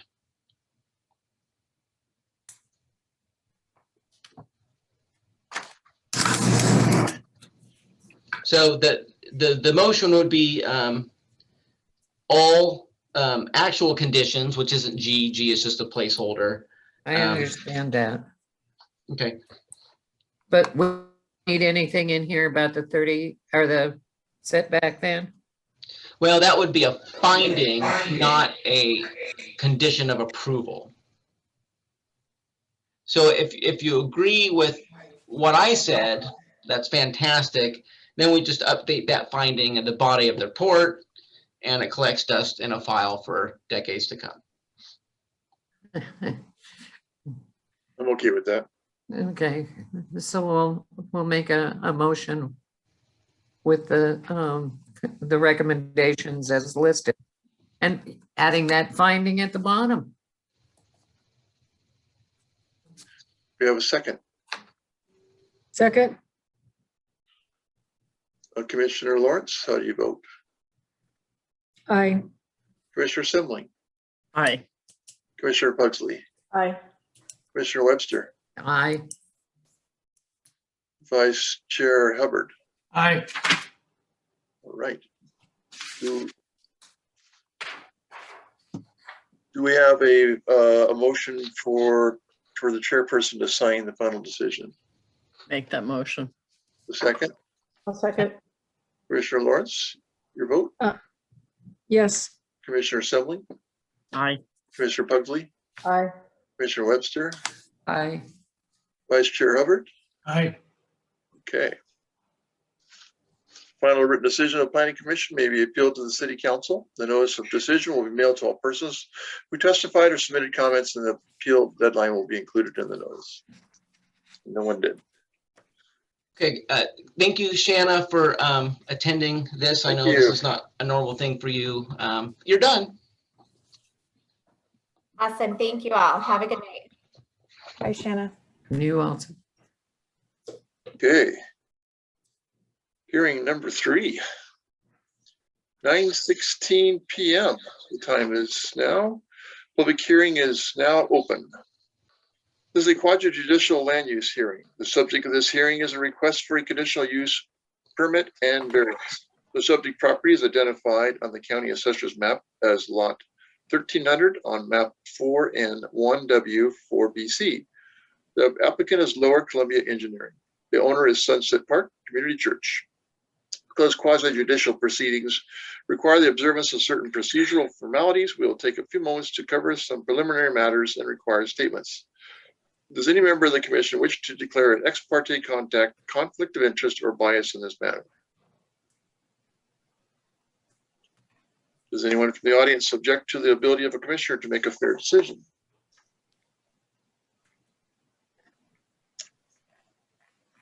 Generally, the order of proceedings will be as follows. Required statements, staff report, applicant's presentation, those in favor of the application, neutral testimony, those opposed, rebuttal by applicant, final questions, close of the record, deliberations, and decision. The following statements are required to be made at the commencement of the hearing pursuant to the City Code ORS 197.7635. The following is a list of the applicable substantive criteria for this decision. City of St. Helens Municipal Code 17.100.0401A through F. St. Helens Municipal Code 17.108.0501. All testimony, arguments, and evidence must be directed towards the applicable substantive criteria as described, or other criteria in the plan, such as the comprehensive plan or land use regulation, such as that found in the development code, which the person believes applies to the decision. Ability to raise an issue, including constitutional or other issues relating to the proposed conditions of approval in this hearing, in person or in writing, or failure to raise an issue accompanied by statements or evidence sufficient to afford the approving authority an opportunity to respond to the issue, precludes appeal to LUBA, the Land Use Board of Appeals, on that issue, and precludes an action for damages in circuit court. Okay, staff report. Thank you, Mr. Chairman. So I will be doing this. Okay. Screen. All right, can you all see a modular building? Yes. Great. So tonight, this building is the focus of the proposal. Columbia Health Services, formerly known as the Public Health Foundation of Columbia County, has this modular building located at their facility on Gable, actually right across from the high school, very close to the proposals tonight. What they'd like to do is move this 24 by 42 foot modular building to the very overparked Sunset Park Community Church, which is located, pull up a map here, just off of Columbia Boulevard at Sunset and Bradley Street. Mind me while I scroll here. So here's the big church campus, abutting Shore Drive and Sunset Boulevard. So this is also the location of Snoopyland childcare facility, which operates in a part of the church building. This property is zoned apartment residential, and that's important because we're here mostly because of that tonight. So in the apartment residential zoning, public facility major is considered a conditional use permit. And that's what Columbia Health Services is defined as. We're able to come to that reasoning because they offer a publicly funded or federally funded WIC program, which is the, you'll see in the staff report, it's a nutritional education program that supports women and children and infants, basically nutrition assistance, and that's what they will provide out of this building. This is important because office use as an allowed use is not permitted in apartment residential zoning. And so there's a condition around making sure that if public health ever wants, or Columbia Health Services ever wants to vacate this building, it could not go to another office type use. It would either need to go to the church for church related business or another public facility major use. So that's an important notation. We're also here tonight to look at, so conditional use permit, public facility major. We're also here tonight with a variance. And that's because within the apartment residential zoning district, you're not allowed to have more than one principal building. And that means, you know, we're establishing a second use. It's not attached to the church facility. And so we need a variance to allow two principal buildings on one property. So we have a list of variance criteria. And then we also get all of the normal conditional use permit site development review criteria to go over. So similar to the high school, we have existing conditions. And so that kind of limits what we can require and allows us to kind of look at the intent of the code and just try to make things better than they are. Along those lines, we'll kind of go through some of the site development review standards in the vein of how we can improve compliance. As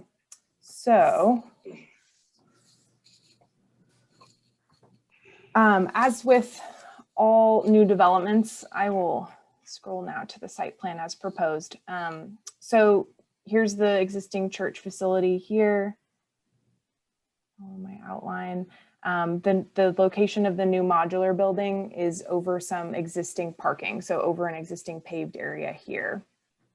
And we'll address parking in a minute. So as with all new developments, we can require street trees for any properties that front public streets for more than 100 feet. And so they're proposing some street trees along here. This is included in our conditions because there's some overhead power in here. And when you have overhead utilities, we want to make sure that those street trees are of the small variety, and their plans note the medium variety. Also with new development for parking lots greater than 3 spaces, which the parking required for this new use is 3, we can require screening. And so these street trees assist with that. They're also proposing to eliminate 2 parking spaces, which are in this vision clearance triangle, and replace that with low-lying landscaping. And so that will also help screen the portion of the parking that is for this new use. The current condition is that there is parking all the way to the corner. If this were a new development, we would never allow parking in a vision clearance triangle. You'll also see that this parking actually extends into the right-of-way, this entire length of Shore Drive, which is also not a normal circumstance. But we're dealing with existing conditions, and so requiring them to reconfigure the entire parking lot along Shore is unreasonable for just this placement of a 1,000 square foot modular building.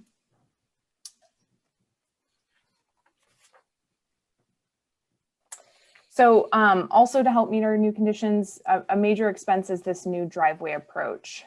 So currently this is all paved with asphalt, and it's actually barricaded with rope, basically, because I think the church was having issues with people cutting through the parking lot to avoid this stop sign.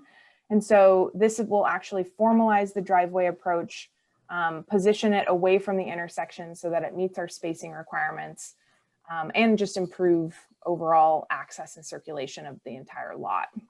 So that's a major expense and an improvement that is warranted, I think, by this modular building. As with all new buildings, we look at screening of service facilities. Their modular building has a AC unit or an HVAC unit on one of the sides, and they didn't really address screening of that facility. And so we're asking for revised plans that address that. The plans also don't address whether or not they're sharing a dumpster facility with the church. And so we want to know what their plans for trash is. And if they're using the church facility, we want to know if that dumpster is already enclosed with a trash enclosure. So I mentioned the vision clearance area that they want to landscape this. We don't really have a landscaping plan for that. And so as part of the revised plans, we want to make sure that they will comply with our vision clearance standards, specifically that no planting exceeds 3 feet in height, and that if there are trees, that all branches are trimmed under 8 feet. And so we just need more detail about how they want to landscape that area. Obviously, that's sensitive to being able to see if there's oncoming traffic. So on site, about halfway through the lot, these parking spaces start to get faded. And so restriping according to this plan is warranted just to make sure that all the parking lots spaces are visible. And that includes any new parking for the facility here. We also are going to require a new ADA space. And so they've got that standard there. Bike parking is shown on the plan. So parking in general, the site, we did some calcs to see how much parking this entire campus would require. And they only need 76 spaces, but they've got 91, even with the removal of some of these spaces in the vision clearance area and the removal of the ones in the with the modular placement. So they're over parked. They could even remove some of these spaces and still comply with our parking standards. So lots of parking on the site.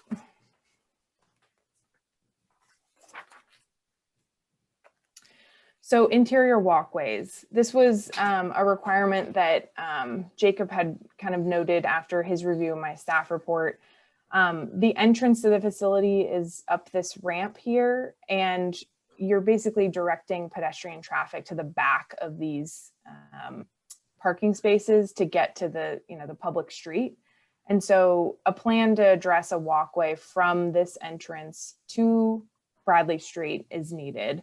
Whether that means, shifting these spaces back and providing a walkway along the fence here, I think that's probably the easiest approach, or actually providing a walkway. But we want to reduce conflicts between vehicles and pedestrians. And so we just need some clarity around that circulation internally.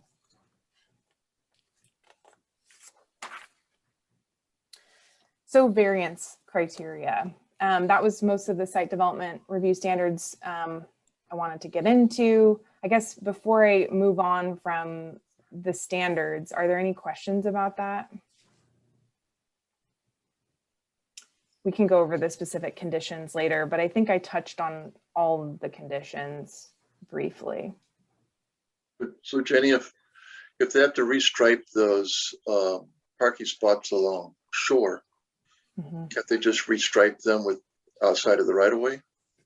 So the curb is actually built out, and there's also wheel stops they would have to move for all of them.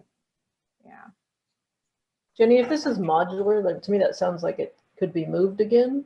Do these conditions just remain with this particular instance, and then if something else, they moved this out, let's say, and something else came in, the standards could be different? Yeah, this is specific to this use of the modular building. So I think what's more likely is that the modular would stay, but the use would change inside the modular, which would trigger permitting. Okay. Yeah.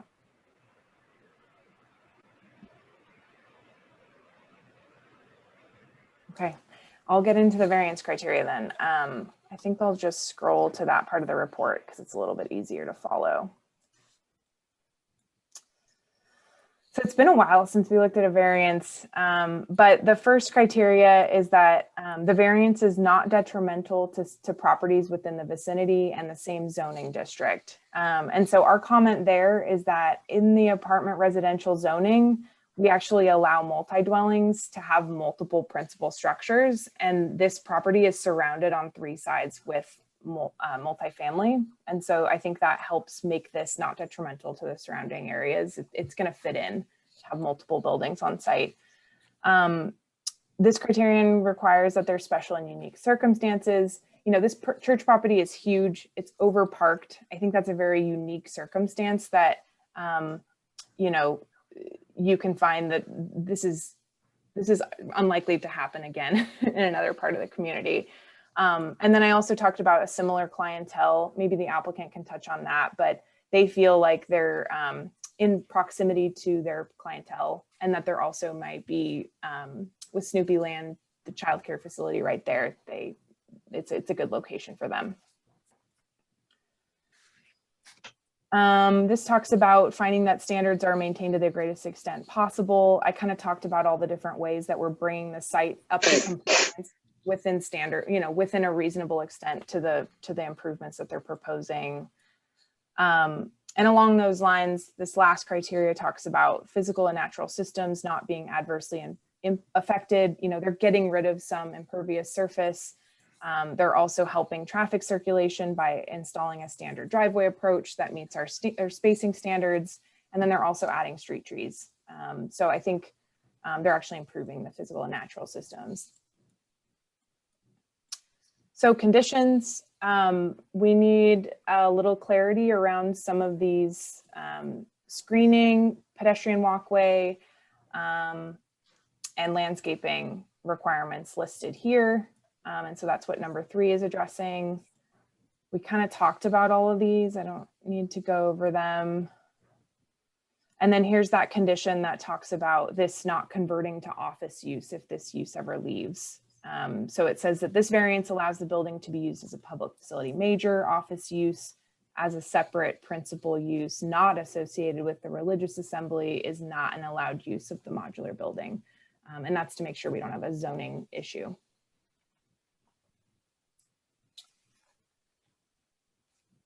Any questions for me? Jenny, when you send out notices, does it include the photographs that we see? to the neighbors? So for notice of public hearing, they don't get a copy of the full staff report. They just get a notice that the full staff report will be presented at this meeting. So they don't see what you saw in the staff I report. just wondered if the neighbors knew what the building looked like. No, they just know about the use Okay. and the location. They saw the site plan.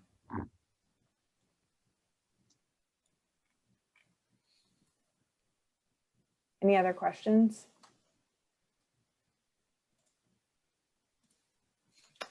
Okay, I think we can open up to applicant testimony.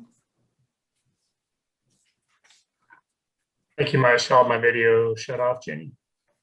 Let's see. Did that work? I think so. There we go.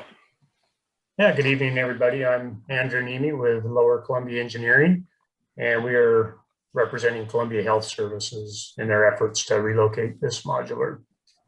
Jenny did an outstanding job of summarizing the applications, and so I won't get into much detail. I'll just mention that I know that Columbia Health Services has identified this as a great site. I know that the Sunset Community Church is supportive of it, and as Jenny touched on, they've identified this as a real appropriate site. One of the reasons being that a lot of the same clientele that use the WIC services also use the Snoopy Land Daycare and even attend the church. So if you have any specific questions, I'm definitely available to answer those. And we've read through the conditions and don't have any concerns with them. They all look very reasonable and easy to accommodate.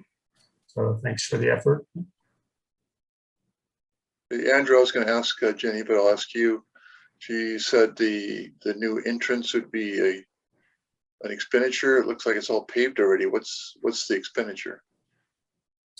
Well, the new driveway entrance that I believe Jenny was talking about, it's actually currently a substandard asphalt approach there, and this would be an actual concrete driveway approach to the commercial standards. So and I think that will actually help deter people from cutting through the parking lot. It'll make it clear that it is an entrance for a deliberate use there. And I believe that also having the modular placed where it's at, you can't stop everybody from behaving inappropriately, but I think it will act as a traffic calming measure to a degree, along with the street trees as well and landscaping.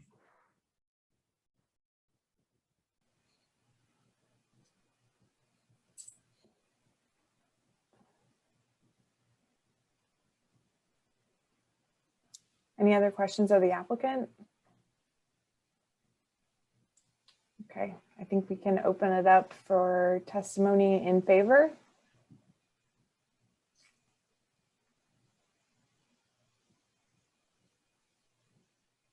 This is Sherry Ford with Columbia Health Services. Can you hear me? We can. Okay.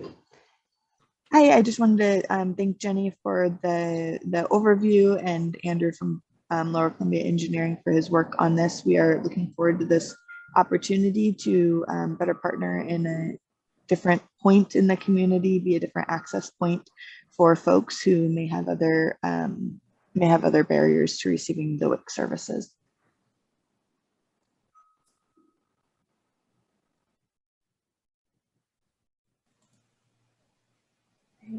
Thanks, Sherry.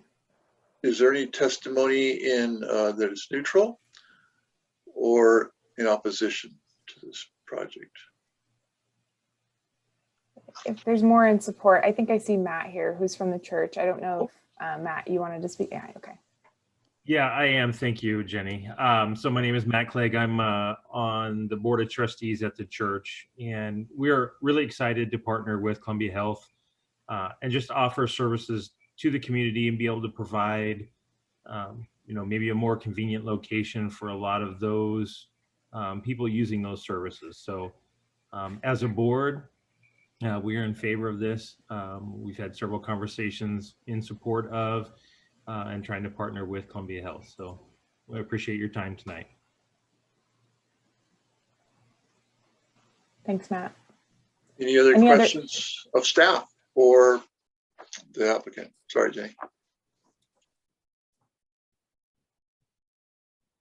Hearing none. The record is now closed.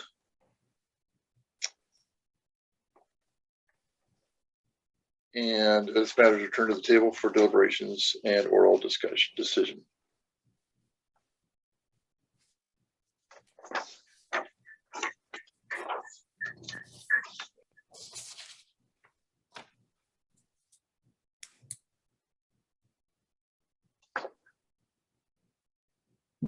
We're not a very talkative tonight. It's getting late and we're getting tired. The location is a good location for this. In terms of clientele. I think it's great that the church is opening up their property for in their community involvement. Good people. I see no problem with this at all. I agree. So do I. Looks like a good plan. Well, let's have a motion, get it done.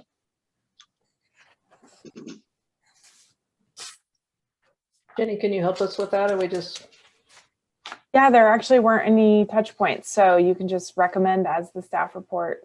Yeah. say that again, Audrey? Go ahead. No. I'll second it. All right, I move that we approve per staff report. Conclusion, yeah, recommendation. Commissioner Webster, did you second it? Does that- Yeah. All right. Commissioner Lawrence, what's your vote? Aye. Commissioner Semling? Aye. Commissioner Pugsley? Aye. Commissioner Webster? Aye. Vice Chair Hubbard? Aye. Okay. Do we have a motion to have the chairman sign the final decision? So moved. Second, Second. Commissioner Lawrence? Aye. Commissioner Semling? Aye. Commissioner Pugsley? Aye. Commissioner Webster? Aye. Vice Chair Hubbard? Aye. Okay. We're done with that. Thank you, Andrew, and hope you health and Matt. Thanks, guys. All right. We have an update on the riverfront redevelopment. Yeah, so I just wanted to put this on the Planning Commission's radar. There's movement with City Council, and so often you guys see things at the tail end, or it's not really relevant to the Planning Commission, but you're interested in it. So I put some stuff in the packet and had the link to the Riverwalk project also in the packet so that you can follow it at your leisure.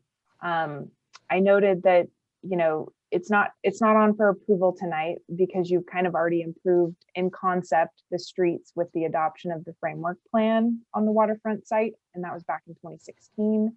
And so City Council is just moving forward with the design and engineering of the roadway. And then more publicly, we are in the process of designing the Riverwalk. And so this was kind of some preliminary public involvement related to the Riverwalk. And I just, in case you did not look at your packet, so we did some public outreach to ask how folks used the interim path today. And not surprisingly, a lot of people walk and dog walk. There's some birding, some picnicking happening, but a complete summary is online if you're interested, or if you have questions about that.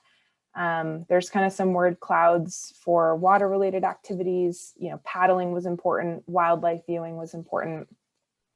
There was also some questions in the survey about interpretive signage or interpretive design elements, which I thought was really interesting. A lot of people are interested in the Native American heritage on the site. So we kind of learned that about our community and their interests. We developed this framework for public access to the water. So we know kind of at the northern end, there's kind of a community gathering space, and that will extend onto the undeveloped portion of the property a little bit. And so that's what phase one of the Riverwalk is just focusing on the northern end. Phase two includes the entire extent all the way down to the old railroad trestle at the south end.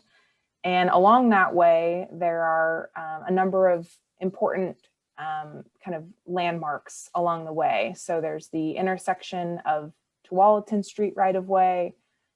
There's the connection to Nob Hill Nature Park. And so all of these are kind of nodes where we want to design public access to incorporate that cross traffic, that cross pedestrian traffic. So this is kind of the framework for public access along the water. And we're using this to develop alternatives right now. And so here's where we're at in the process.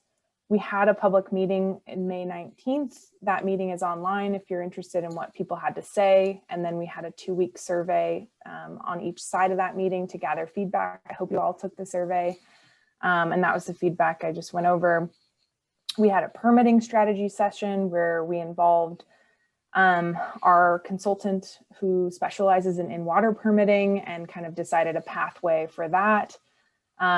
Tomorrow, we have our TAC number 4, where we look at the different design alternatives and make a decision for our recommendation to council. We're hoping that this recommendation will get reviewed at the 21st meeting, but that is to be determined at tomorrow's meeting. We have a lot of decisions to make at that meeting. And so that's kind of the timeline for this initial process. Then after that, we'll go into construction documents for phase 1.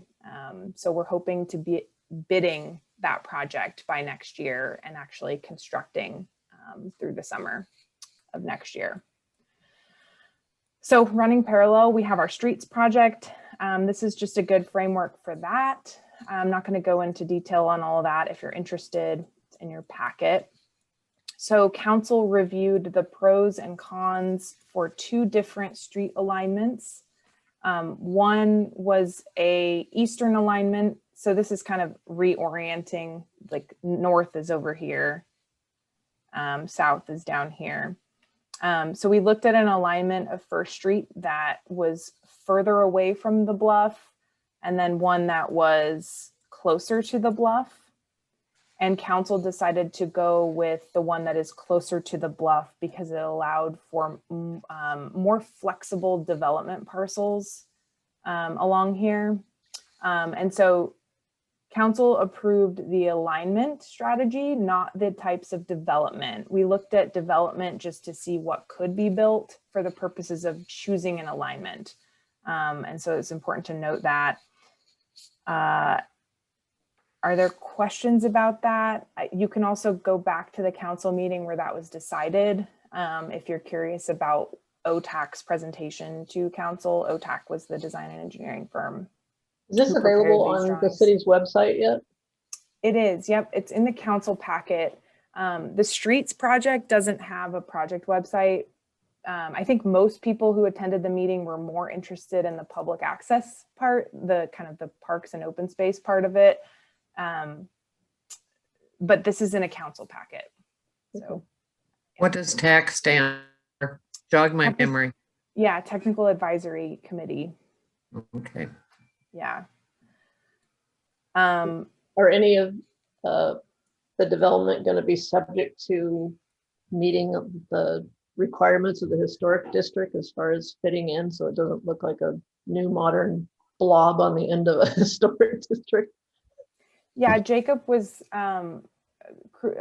strategic when he included the architectural guidelines that apply to the Riverfront District in this zoning district. So the Mill sub-district includes those architectural guidelines. Great, that's fantastic. Yeah. I assume you're familiar with those guidelines. Yes. I like the west alignment. Oh, Yeah, sorry. I do too. I've already had people come in my office and ask about it, so I tried to great. connect to a website, and I didn't see it a week or two ago when I was looking for it. But Oh, okay. Yeah, it's in the city council meeting minutes for, oh gosh, I think I put the date in there. And if I didn't, Jennifer, I can reach out to you after. The date of the meeting, I want to say it was 3 weeks ago now, because they didn't have the council meeting in this past week. It's the 4th of July. But yeah, the West Alignment also offers this contiguous bluff trail along the bluff. And so that's a huge benefit, because it'll be kind of that complete loop of public access through the site, kind of how it's used today. And parking for trailheads, basically. Yeah, near the pump station. So a pump station is needed, and they're proposing some parking there. I'm kind of calling that a recreation hub. Maybe this could be a joint pump station and restroom facility, since you've got the park there. That'd be nice. Yeah. So I'm really excited to share Riverwalk design alternatives. Dan is on the TAC for that, the Technical Advisory Committee. So he will be at that meeting tomorrow. We have a lot of decisions to make, and I am happy to share those with the commission. There aren't really decision points for you all, but I know it's of interest. So hopefully this was useful for you, or you can tell me to stop wasting our time late at night too. I appreciate it. Yeah, but just wanted to share. So that's all I have. Dan, I just want to say real quickly that Jenny did a real good job, I think, of emphasizing that beyond the riverfront access along the entire length there, that all of those other development buildings were just purely conceptual, that there is nothing decided by the council about what goes in there. And, you know, there are a number of conceptual renderings that we've seen, and depending upon which project, you see various ones, but I think that's just so important. The waterfront access is, I would say, 100% guaranteed, but what goes on, it's just open to all possibilities with the development proposals. And in my own personal conversations, I have a habit of going down to Running Dogs and planting myself outside on and inserting myself in conversations with people to find out if they're residents or from outside of the community, and if they know about what the city's been planning and what they would like to see. And I think in terms of Jennifer's question about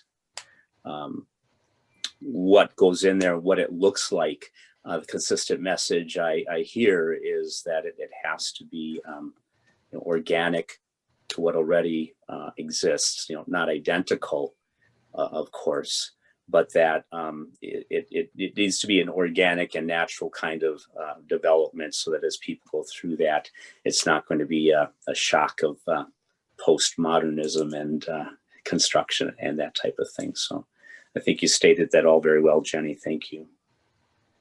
What about the Schlumberger thing? What about the Schlumberger deal? I was going to talk with you about that when it comes up for the for your information time. Yeah. All right. Do you have any commissioners have anything you want to say about the site planning administrator site design review at for American Mart? You got that? We got that by email, right? So I did not. So it's probably my fault. I don't check my email often enough. That's the old Semling Pharmacy building. Okay. Or suite that's being converted. It was an arcade, and COVID wasn't too kind to the arcade, and now someone is occupying that site. They're actually turning it into a few suites, but the largest one is going to be a little mart. Okay. Nothing for us to do there, right? Just typically those are acceptance agenda items. Do you need a motion? That's what I was trying to figure out. I can remember. Yeah. Sorry. It's been a while. It's been a while. I know. Do we have a motion to accept the site design review? I didn't review it, but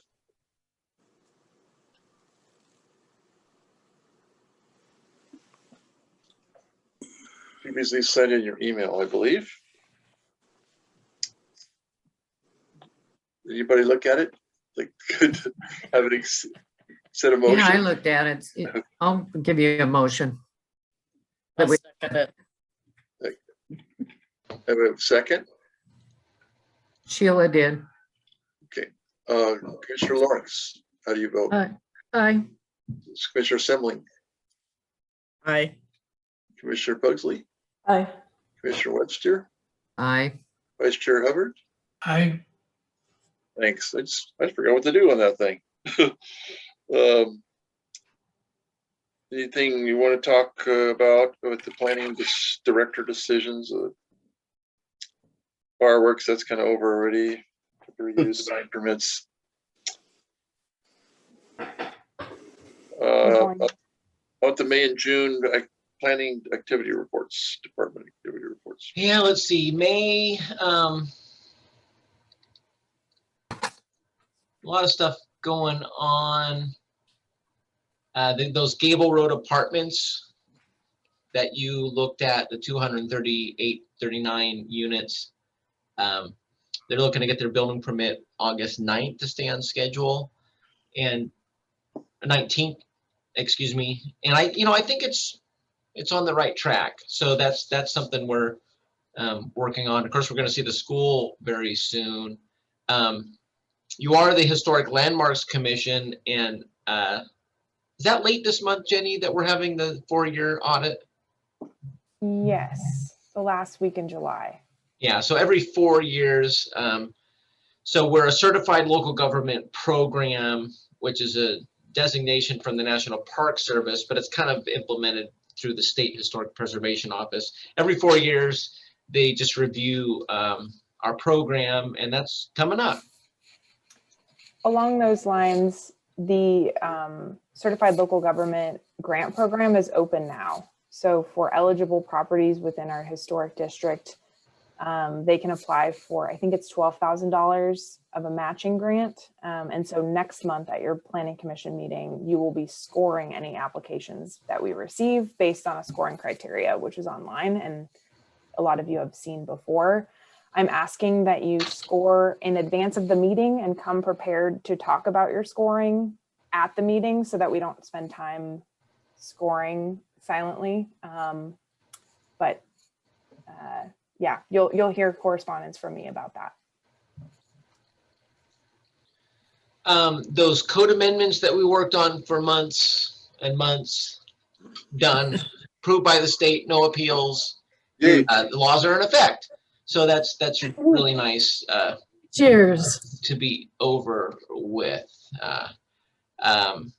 Popeyes, the fast food restaurant, I approved that location just last week between the grocery outlet and the highway. So that's something we'll start seeing building permits for pretty soon. Grocery outlet's getting close to being done. There's some type of development proposed in front of the big building with the motor vehicles and. Oh, yeah. Yes, you will see a 4-lot commercial subdivision at your August meeting, and that's the lot. Was So we'll talk about that more in August. Okay. Let's see. Was there a sign approval on the new marijuana shop there on the corner? An existing sign, they just replaced content. Yep. Let's see. We talked to the council about your annual report to them and in-person meeting. Luckily, the next council meeting is going to be in person. They've been setting up the system. I wanted this one to be in person because just like you, I'm pretty sick of the Zoom interface. But they're working on setting up the council chamber. So the council will give that a run for its money at their meeting next Wednesday. And the hope is that we can start meeting in person once again. That this will be the last Zoom meeting until COVID blows up again. And so Oh. then, and we kind of talked about September or the fall as the time for the two groups to discuss, just because summer, everybody's on vacation and we're busy dealing with things. The 2-parcel land partition on Belton Road, the council did hear that appeal hearing. It was another very long meeting, and really different. You know, every meeting's different, but ultimately the council ended up reversing the planning commission's denial of that. And we're getting pretty close to the deadline for LUBA, and I haven't heard, actually, we're past the deadline for LUBA, and I haven't heard anything. So a couple more weeks, just so I know that our legal counsel just didn't notify us or something. It's possible that that is a final decision. How many council members could vote on that? All. Okay. There was a discussion before the public hearing about bias conflict of interest, which is probably one of the more lengthy discussions I've experienced on any public hearing ever on that one. There but should have most- been a long one, and there should have been an exclusion. So, yeah, go ahead. yeah, so I guess I didn't know this was going to be brought, so I'll talk about it, talk about this too at this time.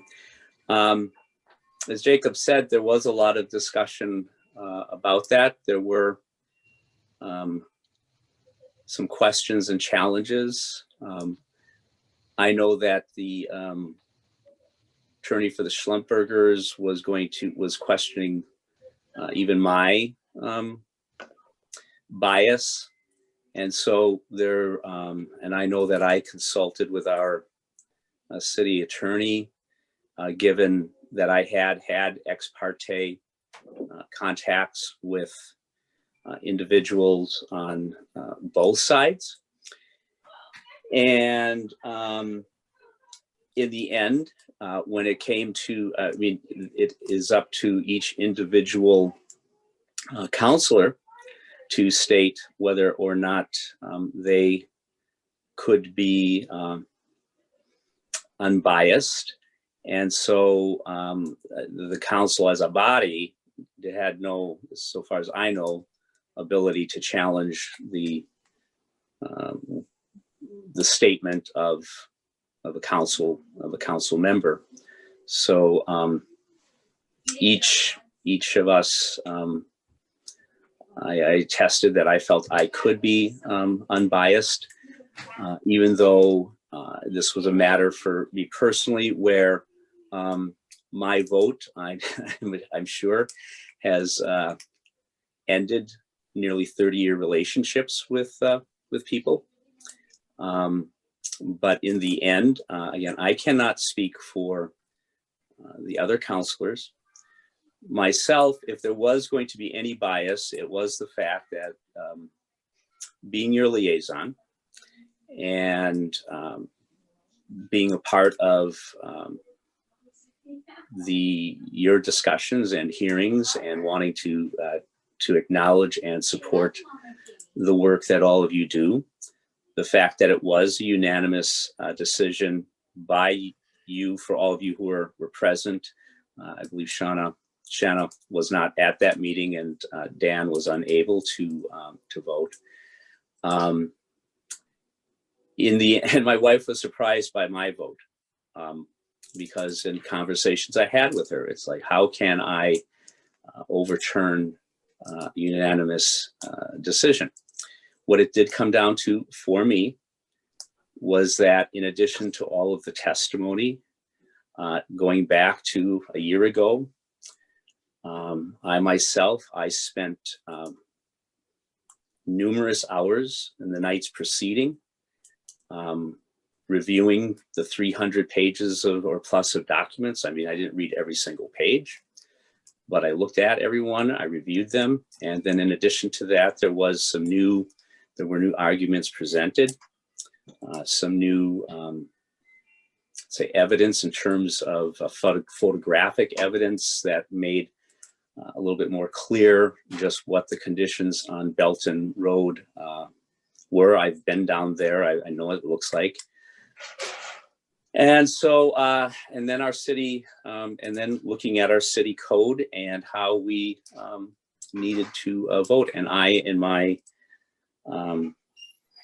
bottom line, as much as I hated it, I was looking for excuses to not vote, to abstain. That's why I consulted with our attorney, because in the end, then, as I said, I felt I needed to follow what I thought was fulfilling my responsibility to apply the municipal code. And so my vote to overturn was not because I like what was proposed or that I like what may be developing there, but I felt I had an obligation to, according to my understanding, to apply the city code in this respect. And so that's why I made my vote. I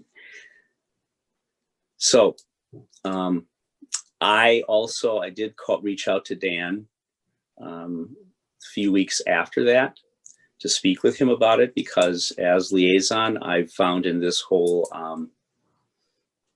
time, we don't know, what does the liaison do? What is the purpose, the function? What have liaisons done in the past? And I guess I did not know that there was no formal process for informing you as commissioners about the decision that was made. Dan didn't know when I called him. So I think there are a lot of issues that do need to be talked about at the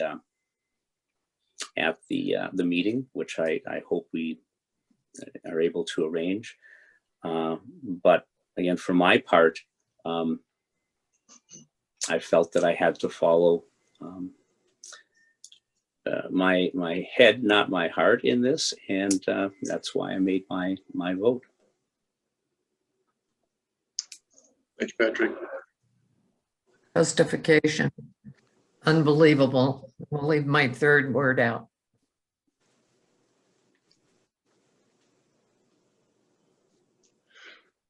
I'm learning. I've one thing I've learned in 6.5 months is it's damned if I do, damned if I don't.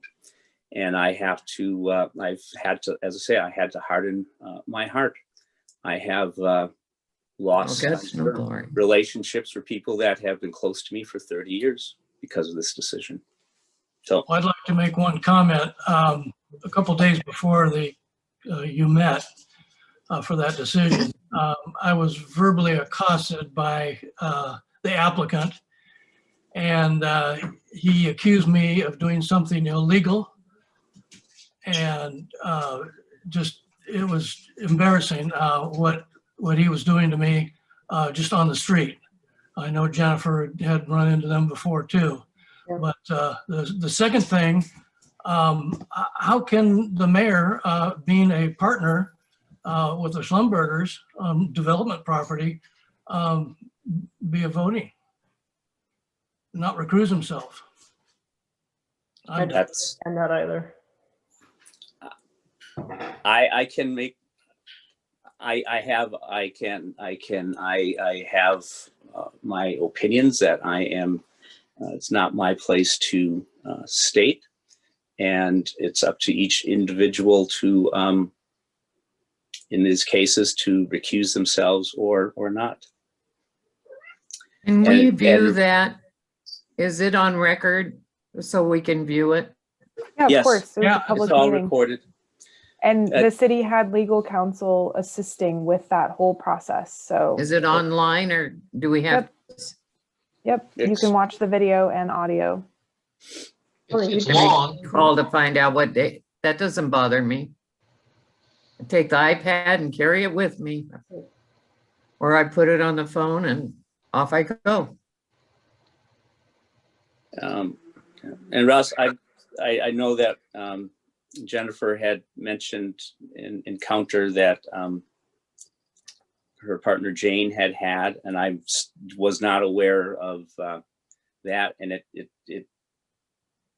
it concerns me that happens. There is no reason or excuse for that in your positions as commissioners, you would be subjected to that. But that is something that which we didn't have any knowledge, and I think unfortunately in the end would not have been a basis to change the decision that was made.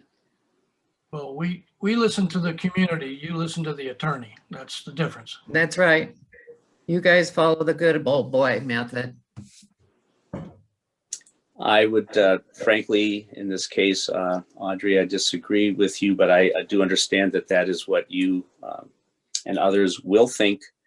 And there's nothing I can do about that. Do think. It was right. June 2nd, if you'd like to rewatch, Audrey. What day was it? June 2nd?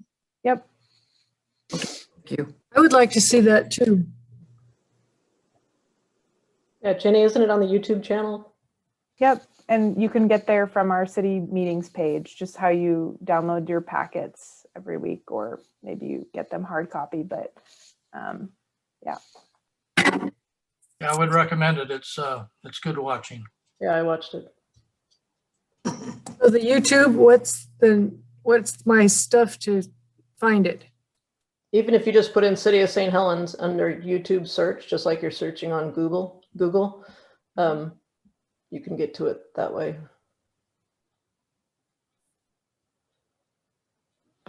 Is there any other for information items? City planning in Oregon, August 3rd, 4th, and 5th. Virtual, it's 3 days, 10 a.m. to 12:30. This is the latest city planning in Oregon training offered by the League of Oregon Cities. If anybody would like to attend that, we do have the funds to pay for your $99 admission. Unfortunately, it is virtual and it's 3 days, but it's 10 a.m. to 12:30. So if anybody's interested in that, let us know. August 3rd, 4th, and 5th. Or you can wait till they have one that's in person.